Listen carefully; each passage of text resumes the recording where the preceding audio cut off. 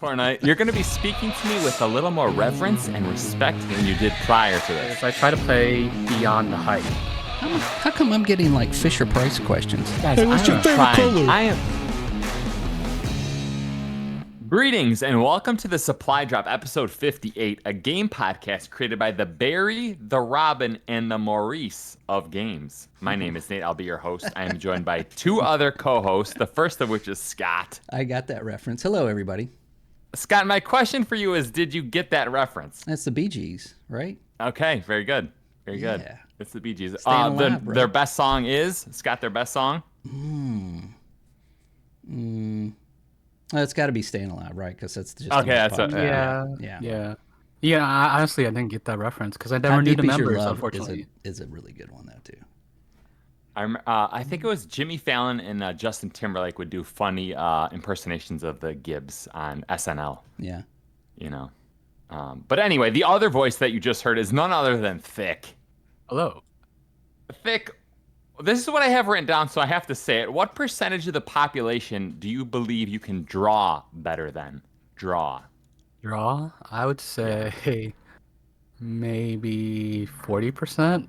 All right, so you're a little below average, you think? Yeah, maybe. Maybe 50%. If you put it that way, like I don't think about it as below average. Averages, yeah. But I guess I'm being like You're humble. humble, I guess, because I do know when I was like here's a story when I was a kid. It's like when I was using scissors, all the kids were making these weird cuts, and I was making extremely precise cuts. Oh, So, really? like, yeah, like I was like looking at the others, like, what are you guys doing? Yeah, cool. Yeah, Thick's over there like, calm down, everybody. Cool it. yeah. It's like they got cuts all over their little edges, and I'm like super smooth. But yeah, Thanks. That turned into a great question. Did you walk over there and show us like, let me show you how it's done here? Yeah. No. Gaze Teacher. upon my greatness. Teacher. no, I think part of me was like, oh, am I doing something wrong? Uh-huh. Yeah. All right. Well, before we get started, I want to remind listeners they can drop us a comment, question, or insult at the Supply Drop Podcast YouTube channel. Scott, you had a very big week this week, and I think Thick did as well. Yeah. So let's jump into a big small top topic. Yes. Galactic week. Yes, on a galactic scale. Yes, very good. Right. Yes, we're both playing Starfield. We got early access. I'm playing on PC.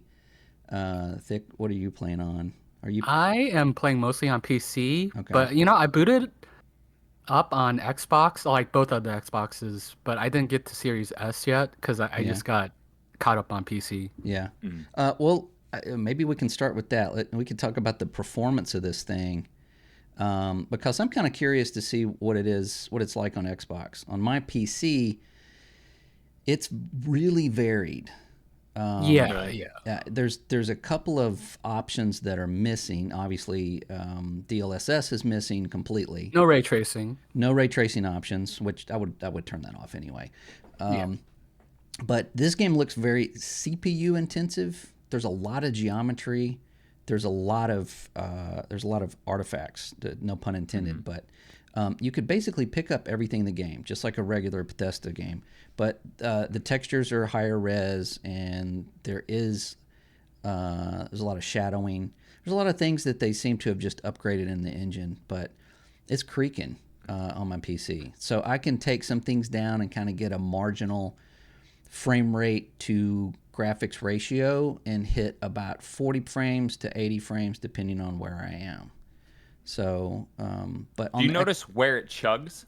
I think it's mostly the cities, right? No, not really. It's really weird. It has to do with it can be like a large open area, Really? like one of the cities. But if it has a lot of geometry, if it has a lot of trees and buildings and people walking around, but yet you can go to a planet just has a bunch of rocks and your frame rate's perfectly fine, even though your draw distance and it's viewing a larger area. This is why I think it's more CPU intensive. But you can go into, say, a base and go into the middle area that is kind of open. But if it's got a lot of stairs and computers and cabinets and just a variety of things around on multiple levels, then you're chugging again. So it's it is a little weird. But I mean, it's totally playable. I've been playing it. I can't seem to get a really good frame rate flying though. And when you're in a spaceship, it just seems to be kind of stuck at, It's a low frame rate. about 45-ish. Yeah. I think that's probably similar to my experience. The thing is, like for now, I've kind of stopped caring that much about frame rate as long as it's above like 30 on PC. Yeah. I mean, that's probably not like the best way to approach it. Like I have a decent rig, right? So, but I do notice the drops, but it hasn't taken away my enjoyment. Yeah, it hasn't really taken away my joy, except for when I get in those areas and there is a firefight. Yeah, That tends to. That's why I'm kind of trying to find that playing field of, do I want higher textures or do I want a little more frame rate? And in some areas it's like, well, I want the textures. I'll go 30 if I can get all of the fidelity out of it. But then, when you're having to do things, when you're having to move very quickly around in the level, then you're running into an issue. It seems like on the consoles, from what I'm seeing on videos, is that it is absolutely locked at 30. So whatever you're doing, you're locked at 30. yeah. It's mostly 30. Maybe in the more dense areas, like Yeah. the cities, it's probably drops to maybe. Is it It dropping? drops a little bit. Okay. Not that heavy. Like every Yeah. so often, right? Like maybe like a stutter. Yeah, I But mean- yeah, I hear a lot of complaints about PC Yeah. from some people. I mean, for me, it doesn't bother me right now. Well, I mean, if I could get a stable frame rate, it would greatly improve. Like even if it was 45, right, or 50, Yeah, that would be fine if it was stable. But when you're like, wow, 80 feels great, you turn a corner and then it drops to 40. That's a huge difference, especially on your brain. yeah. And so I'm trying to figure out a way to not make myself throw up, which is Okay. not the best way to put it, or not the most Can I positive ask, way to put it. was it? Yeah. Are you playing in third person or first person? Mostly first person. Okay. I will play in third person in some of the cities and stuff, but I'm having some of the same issues with their third person camera that I had with Fallout 4, Yeah. where it Okay. doesn't exactly, when you turn and move, it doesn't exactly coincide with what your input is. Although Yeah. it won't do that in first person, it seems to only do that in third person. Yeah, I think the third person is improved. Oh yeah, animations have, yeah, definitely. Yeah. But it's still a little bit tough in those tighter corridors. It is, especially you're kind of bulky. I mean, I haven't gotten a Yeah. suit yet that's probably more form fitting. you know, what I've got right now is still the Constellation one, which is just kind of a bulky NASA typical, astronaut suit. Okay. Oh, what's our hour count right now? I think I probably don't have as much as I would like because I actually got distracted by another game. But I'm like around 4 to 5. I'm at 15 and a half right now. Ooh, okay. Yeah. So yeah, you'll have a better grasp than me right now. Yeah, I'm kind of it's really hard for me to not get sidetracked. Yeah. Because a lot of times, for instance, I came when you. Well, let me go back to the graphics real quick, and then we'll get into this. The game itself, I've seen a lot of people complain about the NPCs, which I think is it's a stupid complaint. Some of them don't look that great. However, how this works is that if you see an NPC walking toward you, it's not a super high res model. But if you click on that person to go talk to them, it immediately goes into a higher res, full featured animation character that looks really good. I don't mind that at all. Some people I think find it jarring, but are you finding that that's kind of like maybe not misleading, but kind of jarring when you see somebody that's kind of just really plain looking, and then you go in and the lighting's different and the facial animation is better and all that stuff? Yeah, it is a little jarring, but it does not bother me. It definitely like if you walk around the world is a lot more dense. Like they give the illusion that there's a lot more things or people going on. Most people have some sort of dialogue, just kind of like random basic dialogue. Yeah. But it's it's interesting enough because like yeah, like the NPCs that will talk to you, or like you just talk to one that's sitting down and it happens to be a quest. So some of that's Yeah. Or pretty interesting. or you overhear someone talking about something and then boop, you got to, something to go do. Yeah, Um, yeah. yeah. So the cities and everything, I don't mind so much. There's not a lot of action going on. It is a little. I would be lying if I said it wasn't a little disappointing on the performance, because it being locked at 30 on console usually means you're guaranteed a better frame rate on PC, and I'm getting a better frame rate. It is just all over the place. Yeah.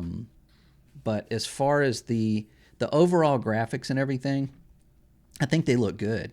The planets that I've gone to are interesting. They look fine. I mean, I don't know how good they're supposed to look. I mean, if you go to an ice planet and it's just ice, I mean, I went to a jungle planet and it looked like a jungle. So it's not the prettiest game out there. It's not going to win, an award for graphics, but that's not taken away what you're doing and how I'm enjoying the game. I just kind of forget about the graphics after a little bit anyway. Yeah, the style I really like. The NASA thing I really punk, noticed, yeah. yeah, the thing I really noticed the most is the all the objects. Like a lot of the objects you don't do anything with, but they're so detailed. Like Yeah. everything has like character.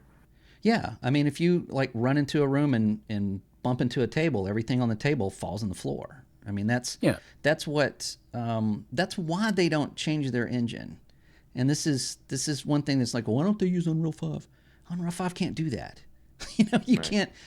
you can't knock everything off the table, go do 100 hours of side quest, come back to that same table, and it's still the stuff be laying on the floor. It just can't do Yeah, that. yeah. You know, but I think that's seeing the quality and the performance of this game is making me not quite as excited for Elder Scrolls 6, knowing that they're going to be using the same engine. But again, so anyway, that's all I can say really about the graphics on the PC side. I'm Yeah, running let's a talk about how it plays. 36 Ti if anybody wants to know. But yeah, let's talk about how it plays. Go first. Go ahead. I want to hear what you got to say. The thing that I noticed the most is definitely the gunplay. It's a lot better. Um, but it feels a little shallow to an extent. Like the gun feel is good. Playing against like fighting against the AI so far has been kind of like the AI has been kind of lackluster. It's not a deal breaker. It kind of feels like I'm playing Far Cry. I Yeah. don't know. Yeah. Yeah, I've noticed Uh, that too. I've noticed that some of them are like, "Hey, what are you doing in here?" and they just go bang bang bang. yeah. But the some of them behind them see you and then they run for cover. So I don't know if that's intentional. Maybe it's intended that some of these guys are stupid and some aren't. Or it's Could just be. like the AIs Yeah. may just be inconsistent. I don't know. But that's what I'm seeing on most of my encounters. Have you seen any crazy buggy AI? Nothing crazy. Nothing crazy. There was a couple of animation bugs that I noticed. Like the companion that was with me took an elevator, and then when we got to the top floor to get off, she was swimming, like doing a Oh, swimming animation for a little bit, and yeah. I'm like, whenever you're done, and then it reset, and then we nothing game breaking or anything like just the usual Bethesda goofy Yeah. bugs that There's don't really occasional hurt jank. anything. Yeah, it did crash on me once, and I think it was because um well, we can go into this later, but there's you can jump all over the galaxy. I mean, you don't have to go from point A to B to C, to get to where you're going. You can just go from orbiting a planet to in front of a building, right? Yeah. So when I did that, instead of landing there, because I usually land, I just went straight to that building, and then I went and tried to change something in my menu, and then it crashed. But I think I was just asking a little too much of it. But other than that, it hasn't been during game, like in the middle of playing the game. It hasn't crashed or hasn't given me any bugs that any game breaking bugs. Okay. So I want to talk about like the kind of hot topic. What do you think about the whole way it's kind of like the way it handles loading, right? Because like Yeah. there's a lot of instance like levels, Hmm. planets, space zones. Does it bother you or? No, it's like 2 seconds, if that. Um, Yeah. I mean, it's like when you okay, so you're standing in front of your ship, and you walk up to your ship, and you go into your ship. That's a loading, but Yeah. it's not a loading screen. A loading screen to me is like loading, and then it gives you tips on how to play the game. And it's got this picture, and then the picture changes, and it changes again, and then this is like it goes black, and then it comes back up, and that's how long it takes from the time it took me to explain that. So it's really just a transition instead of a loading screen. So you click on your ship, you're in your ship, and then you go to your seat, you click on your seat, and you get in it. You bring up your dashboard, punch it in. Then you can go to your map, or you can just take off. So if you take off from there, you go into a takeoff animation, fly out to the sky, and then it goes black. And then when it comes back up, you're in space. And then from there, and this is kind of the Bethesda not fast traveling. Like if you're standing in front of your ship, you can just go to your next objective and click on it, and you don't even see your ship. You just go from standing out. Show up. Yeah, you just go from standing outside your ship on this planet to standing outside your ship on that planet. So you can bypass that altogether. But what you're missing is it's just like in Fallout or Skyrim. If you're fast traveling everywhere, you're missing out on stuff that's on the road, in parentheses. So when you go to orbit, you have the chance of running into pirates or a distress call. I went from one of the planets to orbit, and there was a ship just floating there, and it said unknown ship. So I clicked on it. When you click on it, they respond, said, "Hey, I've been looking for you." So you respond to that call, and it said, "Hey, I'd really like to talk to you about your ship's extended warranty. It's about to run out."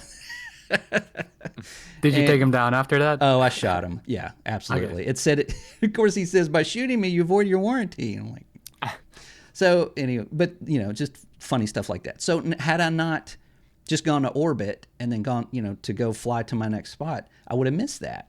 So I really like that. So the loading screens are not really.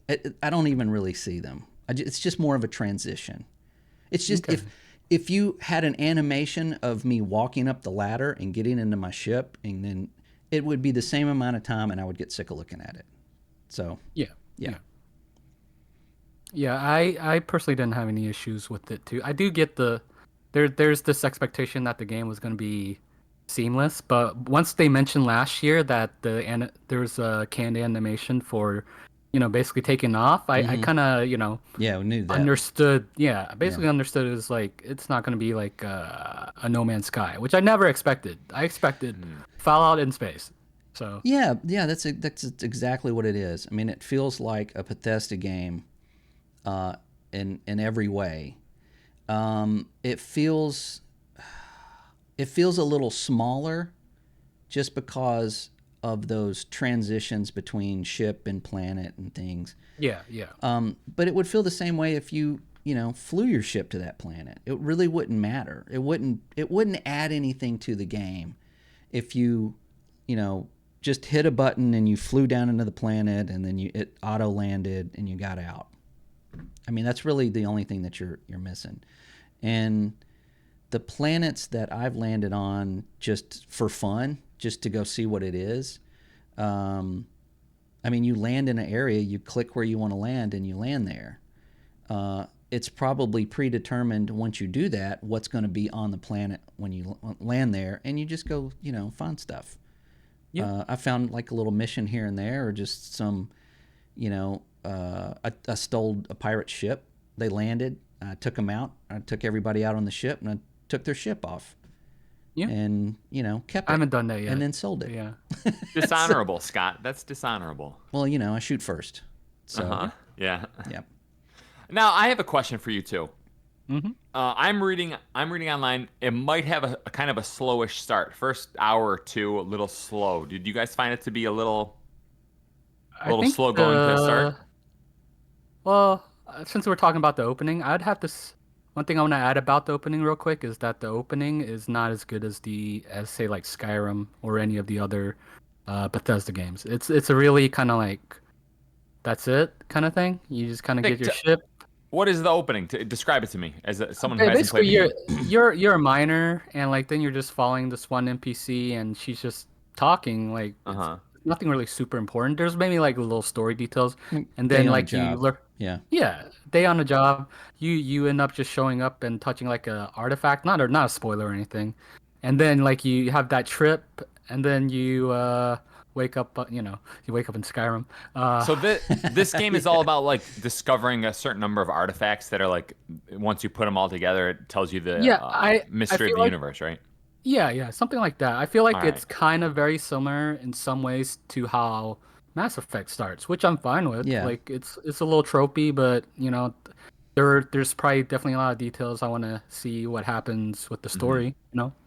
Yeah, and speaking of Mass Effect, I'm curious why a lot of people aren't comparing this to Mass Effect because it's the closest game to it, and nowhere near No Man's Sky. No Man's Sky is not an Yeah, RPG, but Mass Effect is totally an RPG. So Mm-hmm. I think which I it's like Mass Effect more. yeah, yeah, me too. I didn't like No Man's Sky at all, but I think just by saying this, I mean, if you like Mass Effect, I think you'll really like this game. It has a Yeah, lot of those, you know, conversations with NPCs and having these kind of off the wall misadventures along with this huge, deep storyline. At least I hope it is. So far, it's getting better. yeah, That you're following along. But we all know that Bethesda's the main quest is not their strong point. It's all the little bitty things that you run into, Mm-hmm. you know, that kind of push you through this world that they're making. But one thing else about that, the between Mass Effect and Starfield, I don't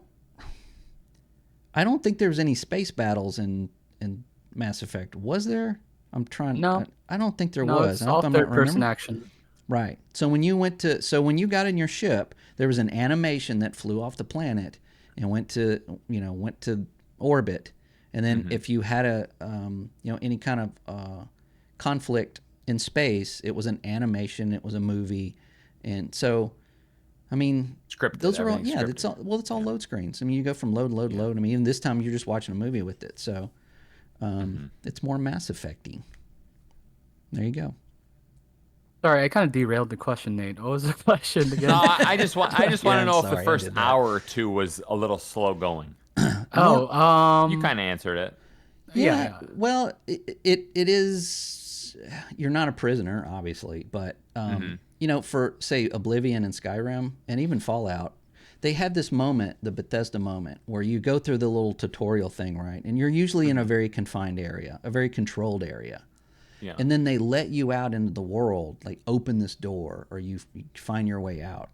Yeah. In Oblivion, it's like you're greeted to this beautiful day with butterflies and a lake with a pier and these ancient, ruins over to your right. And then Skyrim, you're on, you get away from the dragon and you're able to just go anywhere you want. And Fallout, same thing, you get out of the vault.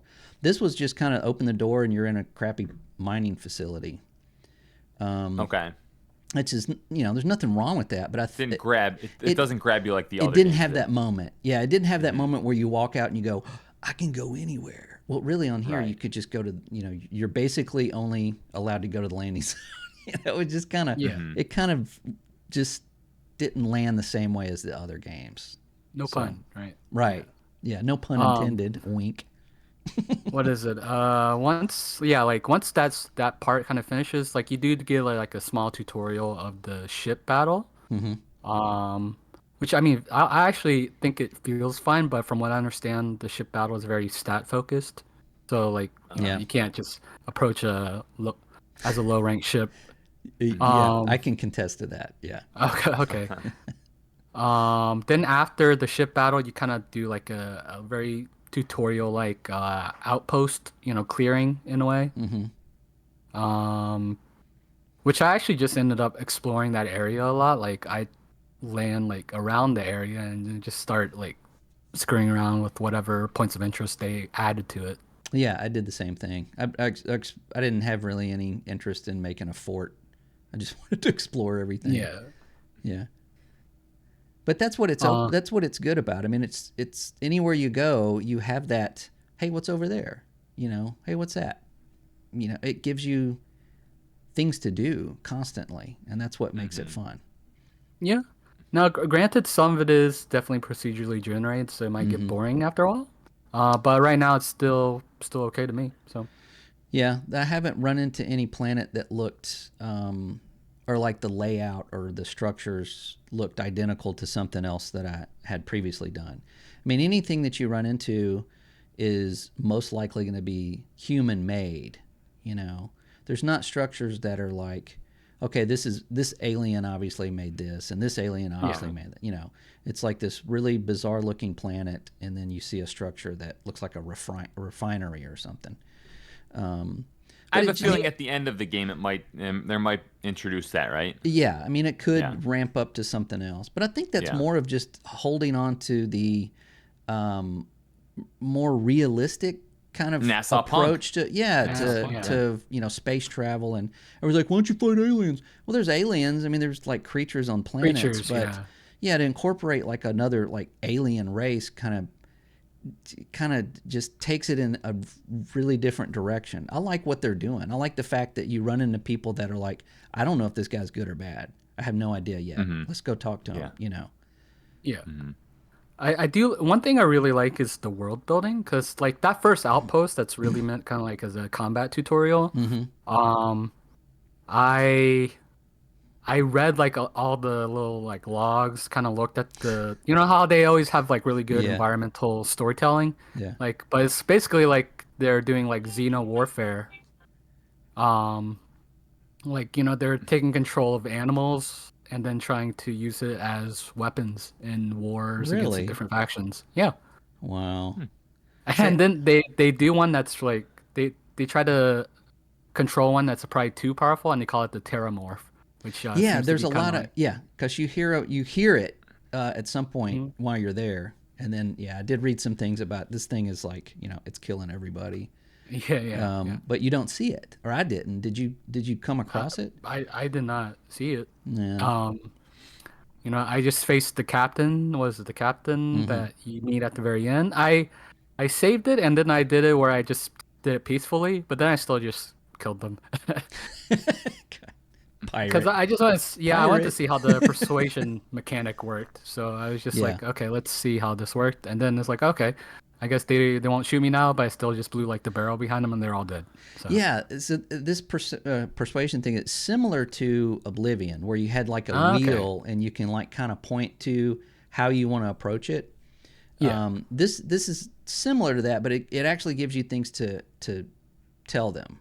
So it might just be something like really obvious. I think you get so many points toward it. So like +1 would be like, well, you'll be a hero if you do this, and that might persuade them a little bit. Or you can chance and do like a +4, and then be like really crappy to them, and if that persuades them, then you get a jump in that meter or whatever. So. Or then it aggroes them otherwise. Right, or it goes the other way, and then they're like, "Well, forget it." That's RPG, man. That's role playing games. I mean that is diehard stuff. So Definitely step up from Fallout 4. The dialogue system was not as good in that one. No, this one's back to form. Yeah, it wasn't. And I don't think Skyrim was that great either. I actually liked Oblivion's dialogue options better than Skyrim. But this feels more like return to form as far as talking to people and stuff. And depending on your background, also, will affect the way that you come across to people. I can't really give like a specific example, but I know because of something that I picked, there was a whole dialogue blocked out because of it. So I could convince this person, but I only had one avenue to do it because, they didn't like what I did in the, in my former years or whatever, Yeah. So so it's an RPG, man. I heard Rand Althor on the Xbox 2 podcast said he put all his stats into, what is it, the social? What is that stat called? Yeah, it it's like social? persuasion and stuff. Yeah, there's a whole social tree. Okay, and he was saying, he's like, yeah, I avoided all these boss fights because I can just like talk my way out of them. I'm like, that doesn't seem that. It seems like you want to shoot the bosses, right? Not click on, but it's your choice. It's exactly, your choice. and that's exactly the point. You have the choice to do that. Right. You don't have to approach it every single time. This isn't. Oh, okay. This isn't. You can shoot them or you can talk your way out. Yeah, I hear you. Yeah, it's not Last of Us. It gives you those options to do that. And that's what this kind of game is all about. Mm-hmm. So. All right, I have two stupid questions. I'm going to ask them anyway. Okay. Stupid question number 1. There's a Star Wars fan base. There's a Star Trek fan base. Which fan base do you think would appreciate Starfield Star more? Wars, I think. I think You're going so Star too. Wars? Yeah. Give me the reason. I think part of Star Wars kind of involves kind of like a metaphor for religion, and there's a lot of like religion within the story of this game. Okay, interesting. Yeah. Also, the aesthetics too of this game is, it has some nice cities and stuff, but there's also a lot of stuff that just looks worn and aged. No, it just looks like it's used. Okay. Whereas Star Trek is more of Mass Effect. Yeah, I agree. Are you ready for stupid question number 2? Yeah. Yeah. I've asked this question to, I'm assuming, 50 plus people in my life. If humankind does not end itself with World War III, will we colonize outer space? Thick, you go first. Yes. Scott, you go second. I think so. Yeah. All 3 of us agree. Yeah. Now, I'm gonna estimate, because I've asked this to so many like waiters and waitresses this question. I would say, I kid you not, I would say 80% of people say no, we're not gonna do it. And I'm like, really? Even if we don't end ourselves, like we go on living for eternity, we're just gonna stay on Earth. They're like, yeah, just Earth for us. So, I could imagine it would take like years, because like once the first person gets there, lives. It's gonna take brings a generation, and then what if that generation like can't survive, right? Like, well, it has to be kind of like Darwinism, almost like the survival. Ideally they have plans for survival up there. They don't just land on the moon. Oh, there's no air, right? But we didn't think this through. yeah. But I don't know if it'd be the moon, right? Yeah. Would it be the moon? No. I wonder if people who play video games are a little more optimistic on that topic. Because I was surprised both of you said yes to that. I think anybody that's fan of that's a fan of science fiction is hopeful of that. And maybe just by being a fan of science fiction, just a little bit more about space than the average person that just watches baseball or something. We're smarter than most people. Yeah, I think that's kind of space has a sense of optimism too, right? It does. Like we're done trashing our planet. We can trash another planet. That planet looks perfectly clean. Let's completely destroy it over 100,000 years. That's kind of what we do. I mean, we're like the cockroaches of the universe. Actually, cockroaches are the cockroaches of. I mean, we're better than cockroaches, right? True. Yeah. Something off topic. I'll tell you. There's an anime where it's cockroaches on Mars, and they evolve, and they're like like super buff zombies, and they just kill everyone, and it's just like a very political battle there. Oh, really? And what's that called? It's called Terraformers. Terraformers. It's not a great anime, but there's a lot of political intrigue within the manga. So. Okay. Interesting. All right, guys, we have to move on to my brief small talk section, or else this is going to be a long podcast. Yeah. I'm sure you're going to be talking about Starfield in the upcoming weeks and perhaps months, right? Yes. All right, here's my question for you. A famous philosopher once said, and I'm going to get this quote. I'm going to try to act this quote out as accurately as possible. Fool me once, shame on you. Fool me, can't get fooled again. Do you know what philosopher said that? You know what philosopher? That's George Tassi? Bush. That was our president, George Bush. Yeah, one of the Bushes. Okay, I was close. Strategery. Yeah. Strategery. That's right. That's right. All right. The reason why I preface this topic with that is because the last 4 games I purchased were Armored Core 6, Bad North, Severed Steel, and Minecraft Legends. Right. Okay. 3 of the 4 I wish I never purchased. Right. Yeah. Now you know me. I'm like you guys. I feel like I'm more educated on this topic of video games than most people. I want to ask you guys this: how do I get my hit rate higher than that? 25% of games I purchase, I kind of like, and I'm not regretful that I purchased them. That doesn't seem right to me. Which one did you not regret? You should ask. I would say so before you purchase anything. I would say it was Bad North because it was like $5, and I think I beat it like twice, and I'm like, I got my money's worth out of that. Oh yeah, definitely. But I'm playing Armored Core like yesterday, and I'm like, this is like I always say like there's like hamburger games, like it's like just eating a cheeseburger, comfort food. I'm like, Armored Core 6 is it's like a McDonald's hamburger. It's like off the dollar menu. Ooh, wow, really? Yeah, that's what I think. I don't get this positive praise that I'm seeing online with it, but my question is, so I know both of you say like you gotta kind of have your one ear towards reviews a little bit, see what people are saying, and then you got to watch gameplay, right? Yeah. You got to see if that appeals to you.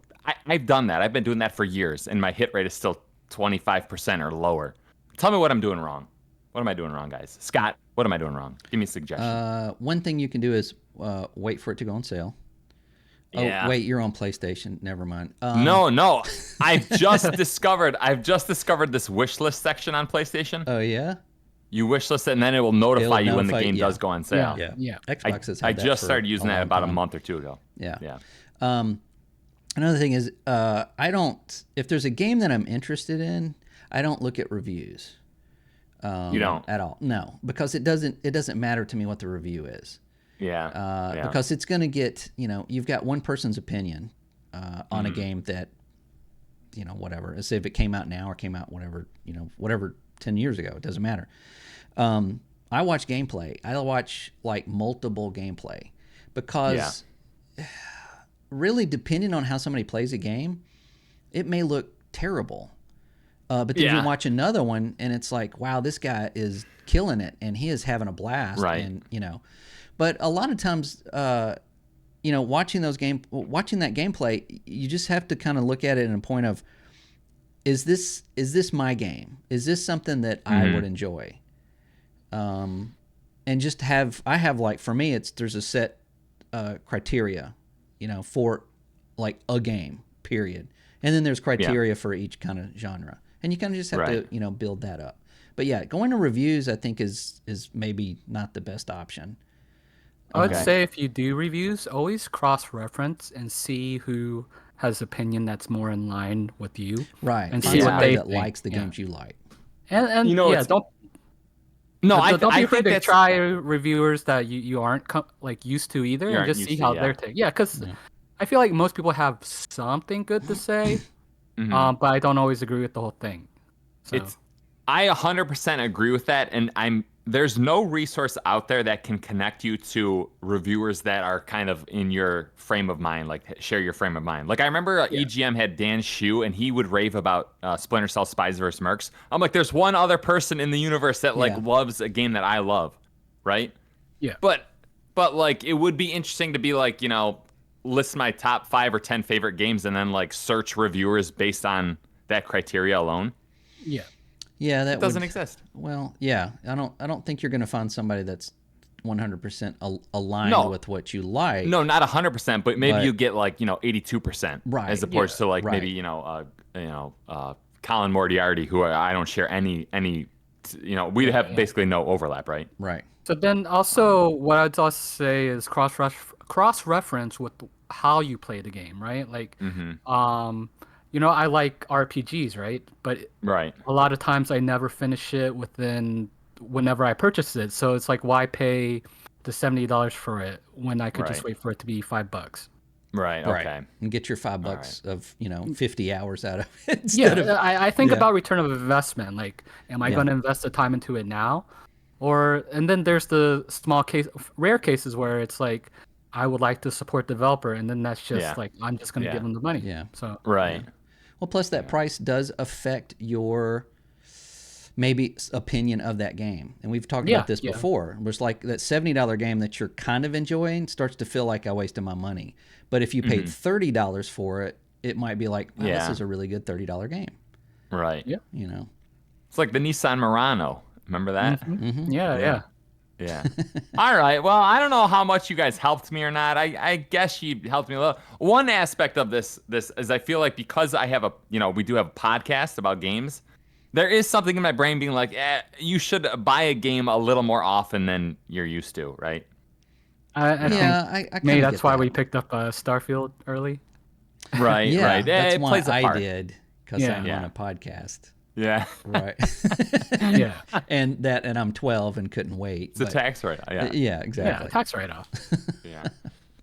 All right. Before we kick things off, let's go to our listener feedback segment. Here's where listeners of the Supply Drop participate in the discussion by going to the Supply Drop Podcast YouTube channel and dropping a question or preferably an insult. Thick, do you have anything for us this week?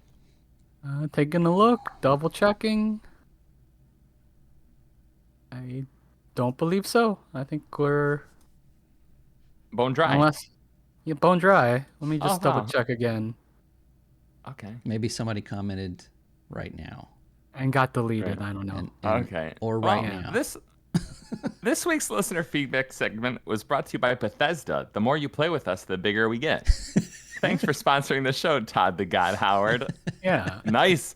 I think that turns into, that's called what they call synergy, Right. As they release a big product, we kind of combine with it. And everyone makes a ton of money. Yeah. Cross promotion. Exactly. Cross promotion. That's right. And I think we're characters in Starfield, right? We have a little mission.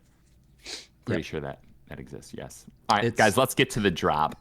The segment of our podcast where we talk about last week's most interesting news stories. Scott, what interested you this week? This is one that I haven't really seen anybody else talk about, so I thought I'd bring it up. But according to VGC.com, let me get this guy's name right. Where is it? Mina Sato Kato, that previously led the development for first-party PlayStation games, has now gone to Xbox to lead their Japanese partnership. So what this means is that they, here in the last couple of years, PlayStation has made minor deals with publishers in Japan and hasn't really pushed that much in there, since they really haven't pushed anything, in 2022. But now they've got somebody from Sony that is now ahead of that. And what he says is, I will be leading partnership efforts to support our Japanese partners globally. Actually, it's a she. I'm sorry. It's a Japanese name, so I didn't know. But she wrote this on LinkedIn, opening up a new chapter, unlocking new experiences in the game industry. I hope to see many of you at TGS. So, yeah, this is kind of like their liaisons. She's going to be working with these Japanese developers for Xbox titles and possibly, exclusives. If not just getting more Japanese games, that are released only on Nintendo or only on PlayStation, to Diplomacy. the States. Yeah, exactly. So I think this is a good thing for anybody that plays on Xbox. If you like Japanese games, especially JRPGs and things like that, then we're probably going to see more of them. And I think it's a smart move for them to get somebody that knows that industry and already has their foot there to begin with. Yeah, it seems like this is all part of like the momentum that Xbox has been building, because they've been trying to court Japanese developers for a while, and Game Pass was a big help with it too, right? Yeah. So now they have a liaison to kind of push that forward. I think that'll be pretty good. It makes me wonder if anything's going to happen at TGS this month. Possibly. I know that insiders talk about their Microsoft's relationship with Japan has always been kind of humorous in the sense of not understanding the business culture of Japan and sending somebody over there that just doesn't know what they're doing or how to approach these companies, and knowing that It looks like they've gotten somebody that actually does. So they're getting serious with it. You know that they did offer to buy Nintendo at one time, and they went to Nintendo and said, we want to purchase you, and they just laughed at them until they left the room. So, this is not how you do it in Japan. So maybe this will help them in getting more of those titles over there. So yeah, they could drop something. We're already getting Final Fantasy 14 on Xbox, which Xbox fans have been asking for years. Yeah, maybe Final Fantasy 7 remake, possibly 16 too. Hopefully 16 eventually. I'm thinking probably. I think they're probably going to do that. I bet you anything that deal they had with PlayStation is for 12 months. Mm-hmm. So, I thought Phil Spencer something. I thought he said something like, "Oh, Square has to work at their own pace on this stuff, right?" Kind of, Yeah, it's kind of like a more of a don't push. Like the door is open, but right. You gotta let them go through That's maybe how you handle Japanese companies. Just with a little bit more dignity and respect than you would say Gearbox. Right. Randy Pitchford. Yeah. Mm-hmm. What card do you have? Anyway. But yeah, that was my story. Again, I brought that up because I didn't see a lot of people talking about it. But I think it's good news. I think it's something positive. Yeah, we'll see the fruition a little bit later, I hope. Like soon, maybe at TGS. Or if not, if anything, maybe the beginning of next year, we'll start seeing some stuff. Yeah. Can I do the other side of the coin on this story? Yeah, please do. You guys know about sports, right? You know sports ball? Yeah, I know about balls. You know about balls? Yeah. All right. Well, occasionally you'll have a team. Yeah. Yeah, that's right.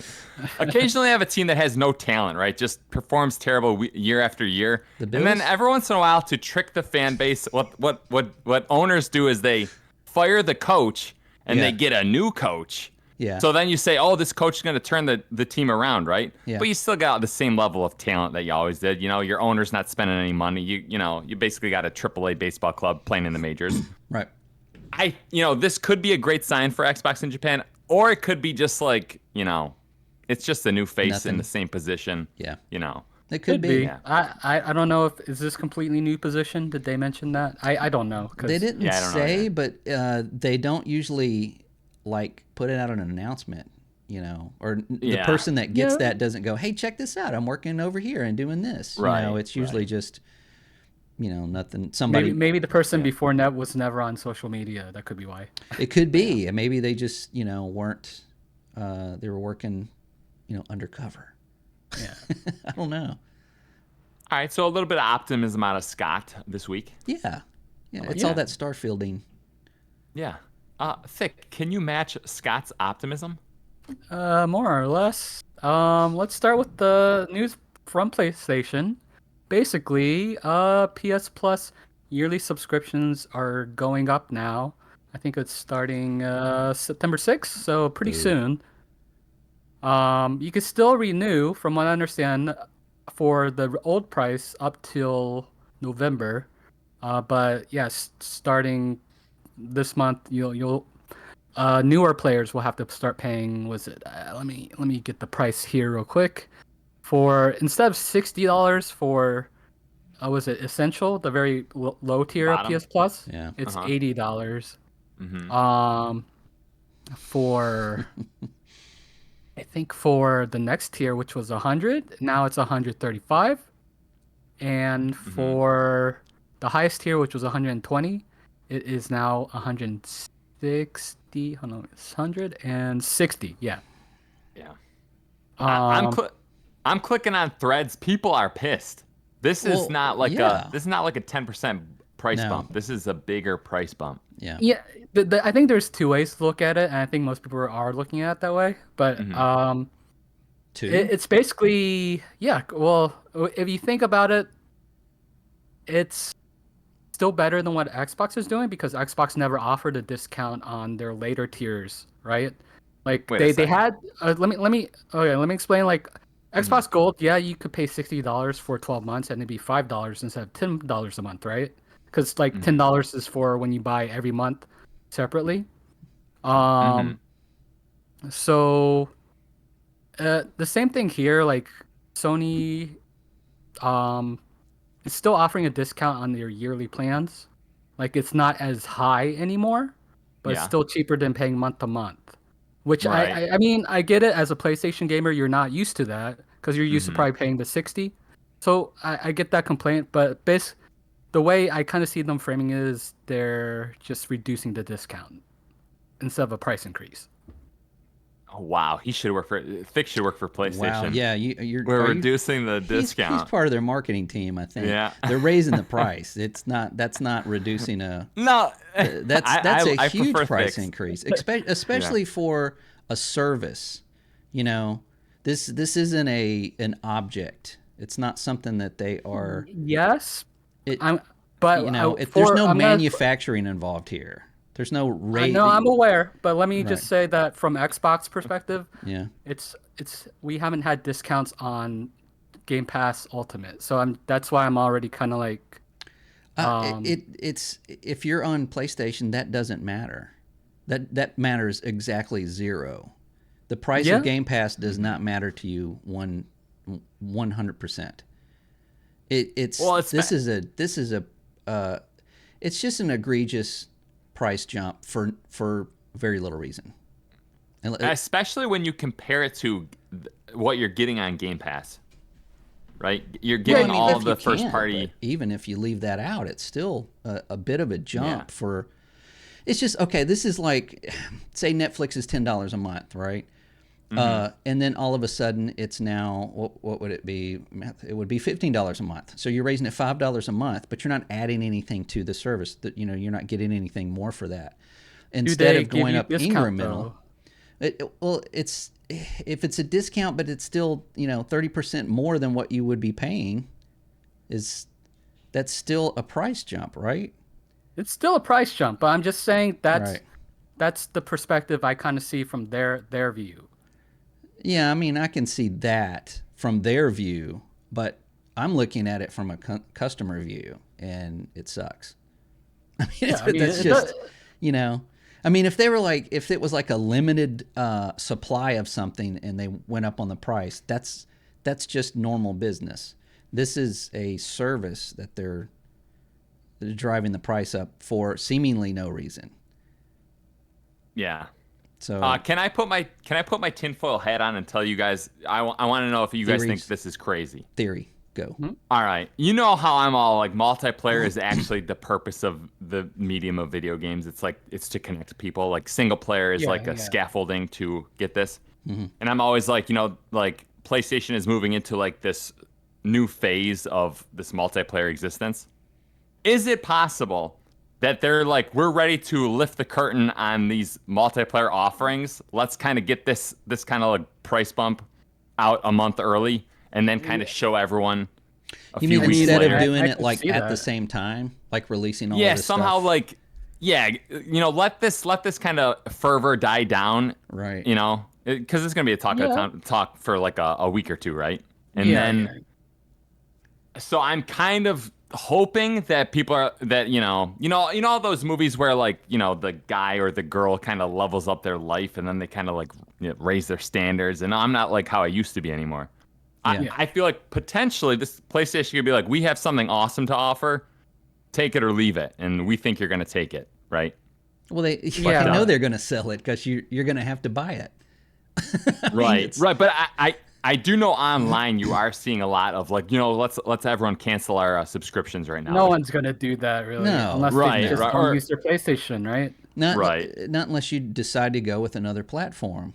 And Yeah. I mean, those are the things that make me go to another platform. Is continuously raising prices and getting nothing in return for services Right. that are not products that are manufactured. Yeah. I mean, you can kind of understand. I mean, subscription based is designed to go up in price incrementally through its whatever. I mean, we just know that that's going to happen. But I think this is just a little steep. And if they're doing that preemptively, then they need to start showing their cards, first. Right. Because Microsoft did this, last year or early this year or whatever. They raised the price of everybody. Just Right. But a little bit, only a little, right? Yeah, but everybody flipped a lid and they were like, okay, we'll put it back. And Sony's not going to do that. Yeah. Last year, I Yeah. think they did that. Yeah. Yeah, Sony, it was Xbox Live. yeah. They tried to like double the price or something of that, right? It was almost double. Yeah. It was crazy. Yeah. But that was just for the year. It wasn't even for monthly. It was just for the year. But everybody freaked out and they put it back. But Sony's people are having the same problem with this, but they're not gonna pretend to be the good guys for a second. I guess, you guys know I'm not much of a car person, and yet I keep bringing up car references. But, like, when, like, Chevrolet, they, like, unveil the new generation Corvette, right? Every, like, 8 years, there's, like, a new Corvette. Looks all different, bigger, everything's new. They show it, and then, like, a month or two later, they're kind of like, here's the price on it. Right. So the new Corvettes are, like, way more expensive than the Corvettes 15, 20 years ago. Yeah. But it's like, we get the excitement, and then we kind of force you to... Okay, here's the bad news. No, this is more like, here's your cable bill, and then the next month, here's your cable bill plus 30% for no reason whatsoever. Yeah, exactly. That's what this is. Right. You're not seeing anything before you get the price or after. It's just a huge price increase for services. But I guess that's where we're at right now. I guess it's just going to be a thing, unless you're on PC. So I think PlayStation announced they're no longer going to report their PlayStation Network numbers, right? Right. So I think they're plateauing, and that's probably part of the reason why they're doing. Now, for me, like, if they increased their base, like if it was instead of $10 a month, it was 12, then I would be a little bit more, like I would be a little bit more outraged, but like I almost kind of get why they're doing the yearly one, because that was always discounted. Okay.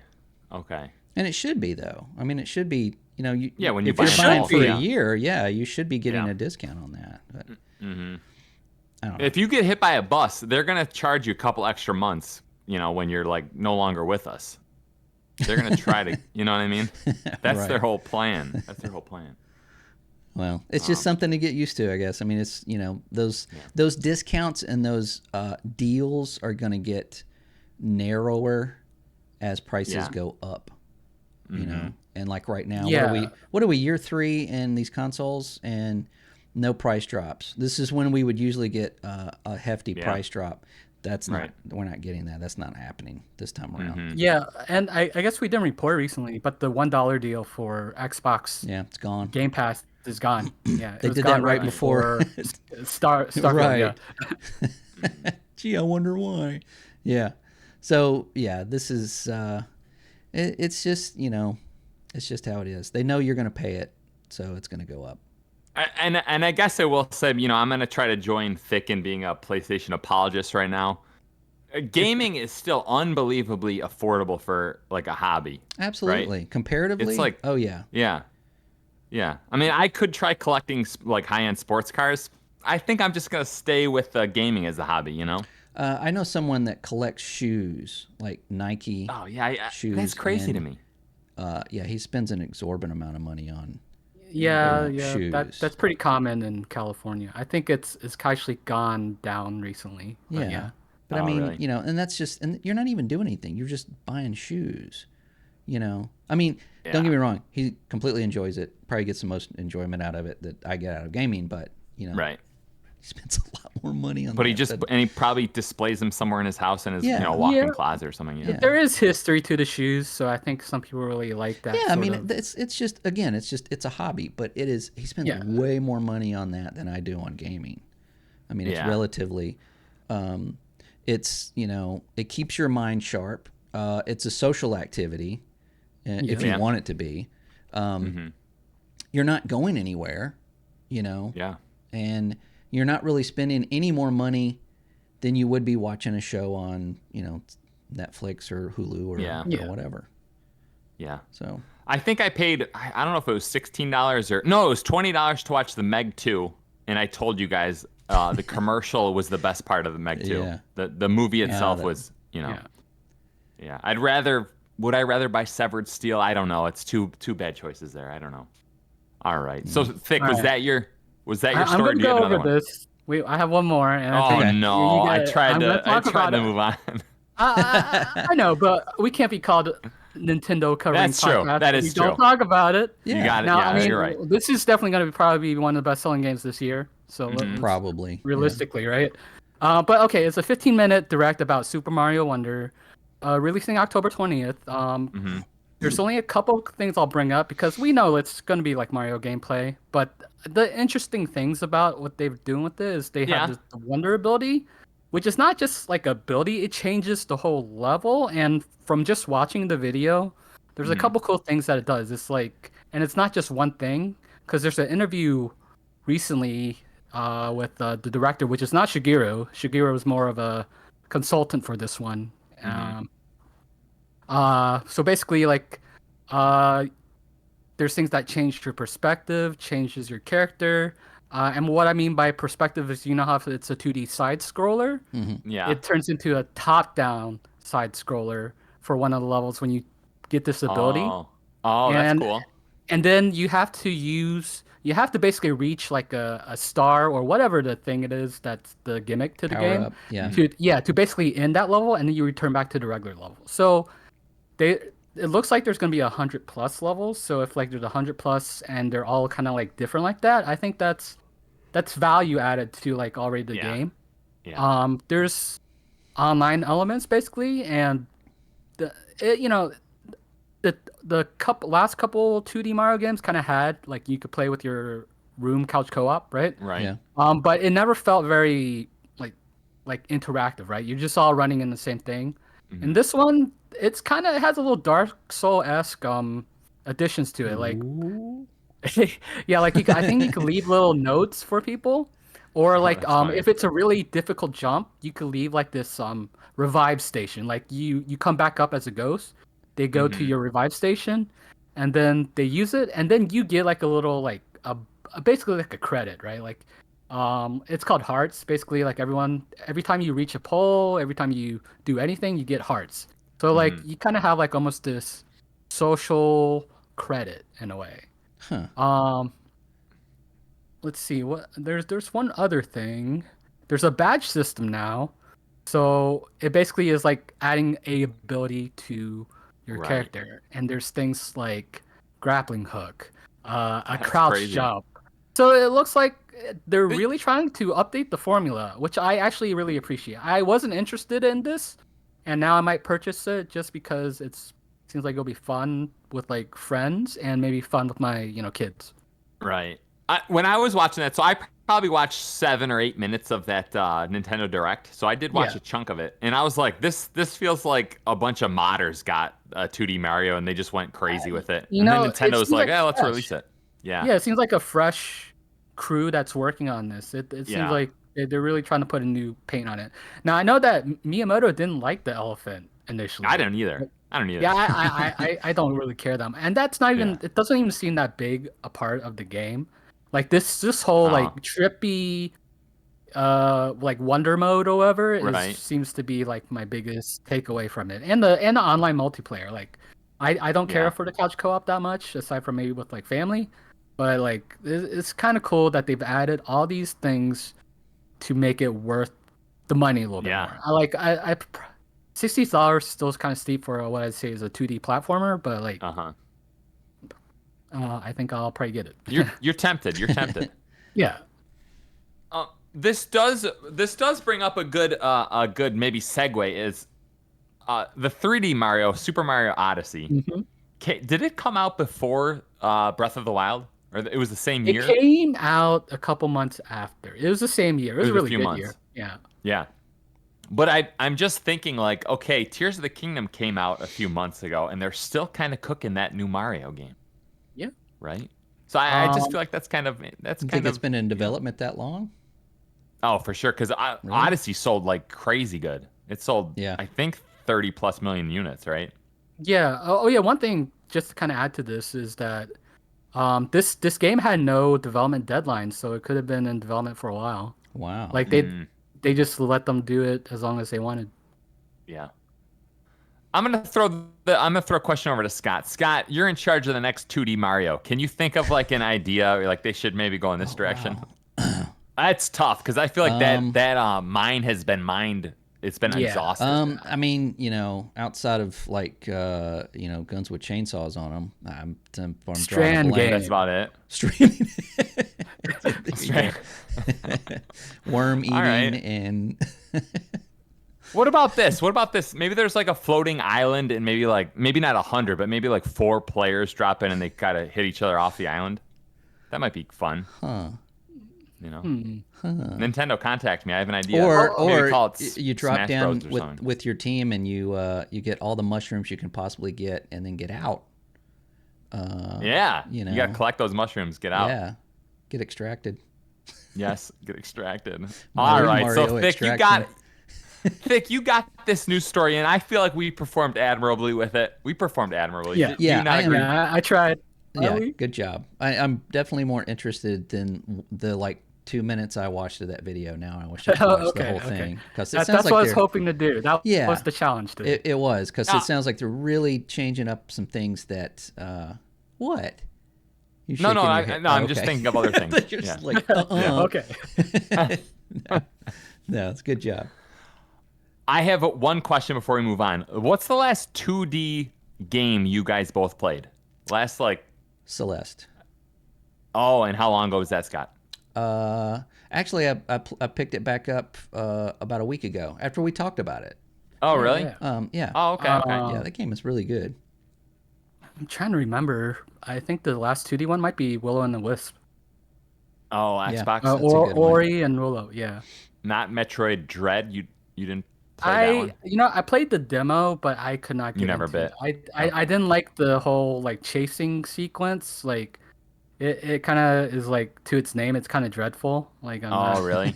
yeah, I wasn't a fan. Yeah. So someone's chasing you during that whole movie, like Resident Evil 3, the Nemesis. Certain sections. Oh, okay. Okay. Yeah. Excuse All me. right. Very well done. Very well done, Thick. All right, guys. I have 2 news stories to talk about. All right. News story number 1. And this is what I have written down, so I'm going to read it. Every once in a while, there's a great disturbance in the Force. Those of us who are in tune with the galaxy have felt it. Earlier this week, all Jedi throughout the galaxy have felt another such disturbance. I feel like the largest disturbance in the gamer galaxy was the death of the Dreamcast. That was just like, I love that Dreamcast, and it was a PTSD. shame. What's that? PTSD right now. Yeah. Did you guys feel that with the Dreamcast? Like what the heck did we do? Like, how come gamers didn't support that thing? I think it was. Didn't we? I think it was No, more it sold like Sony 10 million. than- It sold 10 million units. It released Yeah, a year because- before the PS2. Yeah, I think it was more of like, oh, if you're a Sega fan, and you just bought a Saturn, and then now they're releasing another one. I know No one bought that Saturn though, so all the Sega fans were saving their money supposedly, I right? don't know. I had one. You did have one, Yeah. so you did your. I didn't do my job, so I did. I bought a. I was waiting for that Dreamcast. PS2. Okay. Well, there you go. There's your answer. Yeah. But anyway, so the reason why I said that is because Me Games, the makers of Shadow Tactics series, Desperados 3, and the recently released Shadow Gambit, has announced they are closing up shop after 12 years of existence. Guys, this is a great studio. These are great games. Mm-hmm. I feel bad that the public didn't support the studio. Do either of you have experience with any of these titles? Shadow No. Gambit is pretty new, right? Like That one just came out a few weeks ago.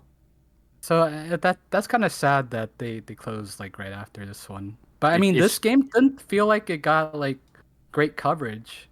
Oh, I mean, well, it and seemed like decent reviews. It released at a rough time too. Yeah. Yeah. But you guys don't. Did you guys play Desperados 3? That was kind of. I did not. I'm actually not very familiar with the developers' games that well. I've heard great things about them. I'm gonna sell you on their games with a pitch. All it is Hitman. It's diorama Hitman. All you're doing is watching like the inner workings of a little town, and you're kind of working your way through the village. So if you like Hitman, these games You're are the talking games about to check out. Desperado 3 or just in No, general? so all these games actually play very similar. They're called like stealth tactics. Okay. So if you look at all the games, they're all top-down isometric view, and you kind of have to navigate through the worlds, right? So, okay. New story number 2. Now there was no disturbance in the force with this one. Volition Games, the 30-year-old studio behind such titles as Free Space 2, the Red Faction games, and the Saints Row games, has also announced on Twitter that their run has come to an end. Yeah, They seem I to be think there's still a disturbance. All right, Yeah. so This one. I didn't have a strong connection to them, but I'm a Jedi. You guys might be more like Sith. So this might be, if you're Sith, you feel it, right? maybe. Did you guys have an affinity towards these titles? Not those titles. Which one? Which Well, Free Space 2, yes. Free Space 2 That was was- absolutely amazing. As Was it far really? as yeah, this was kind of on the tail end of the whole space flight sim genre, kind of coming to a close. But this was a good way to do it. It was very good. But I mean, if you look at their other titles, Descent was it kind of broke that mold of the Doom clones of being free floating and 3-dimensional and going anywhere you want to. Descent 2, of course. Summoner was a pretty decent RPG. Summoner 2, not so much. Not as much. The Punisher. Did any of you play that game? I played this on Nah. I think PS2, maybe Xbox. It was brutal. The Punisher, the Marvel Punisher, In what way? he did some punishing. Yeah, I think one of them was like one guy was at a table saw, and you had the option of coming up behind him and just pushing him down on the table saw. Oh wow. Yeah, punished. He was thoroughly punished. Got punished. Yep. Yeah. And then the first Red Faction I really liked because that was something new that they were doing within that genre. It was a first person demolition type shooter where you could blow a hole in the wall and dig your way out and stuff like that. So, but yeah, the Saints Row, I played Saints Row the Third. I thought was great. I'd had a lot of fun with that. The other ones, not so much.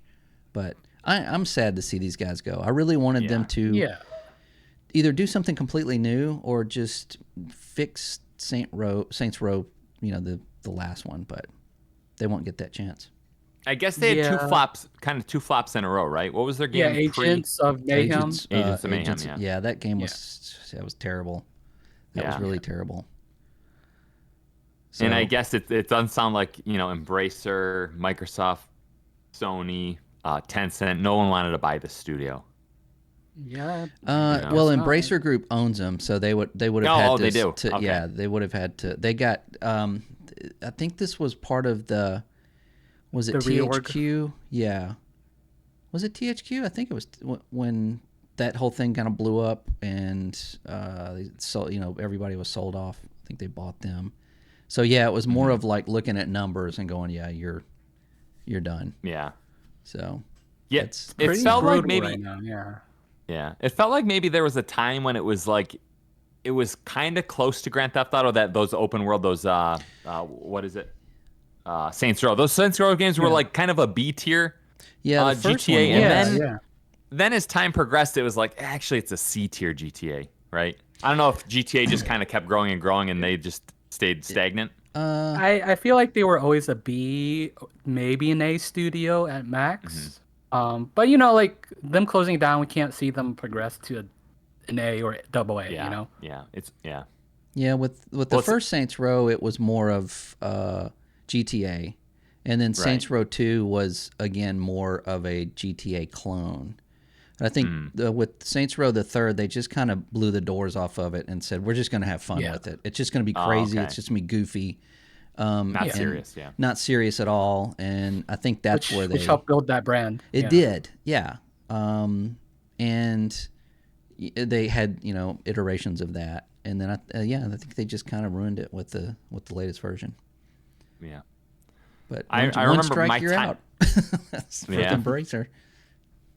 I remember when Red Faction came out for the PS2, I was like, oh, it's kind of doing something interesting. And then I'm like, oh, look at Halo on Xbox. It's like light years better. It came out, bad timing. Yeah. All right. So maybe I do feel for that studio. Yeah, it's All funny right. to That's see gonna. these. Oh, I'm sorry. Go ahead. No. Finish your thought, Well, I was just Scott. gonna Finish your say thought. it's kind of sad to see these studios that closed after that last game that you're like, oh, that game wasn't any good. But then if you go to their Yeah. website and look at the games that they made before that, They do have a good. Yeah. right? You think, oh, that studio, And that's one with Volition. That's why I was sad to hear them go, because I'm thinking Free Space, and then like, what else did they do? I forgot. And looking at all of these games that they worked on that I enjoyed, it's just. I looked on their game history on Metacritic, and I think Free Space 2 had a 91 Metascore, which is like, It was wow. great. I bought it. I bought it on Good Old Games, and played it. okay. And it's still a good game. If you want a good flight Is it sim, really? I mean a space Yeah. combat sim, it's really good. Nice. Okay. Nice. I have one final question. Yeah. What are other developers that's closed down that you kind of feel really bad about? Like other closures that you can kind of think of? I have one off the top of my head. BioWare. There's this. Oh, Yeah. BioWare. Sorry. Well, I would say Lionhead, right? Lionhead Studios. Yeah, that's definitely a sad one.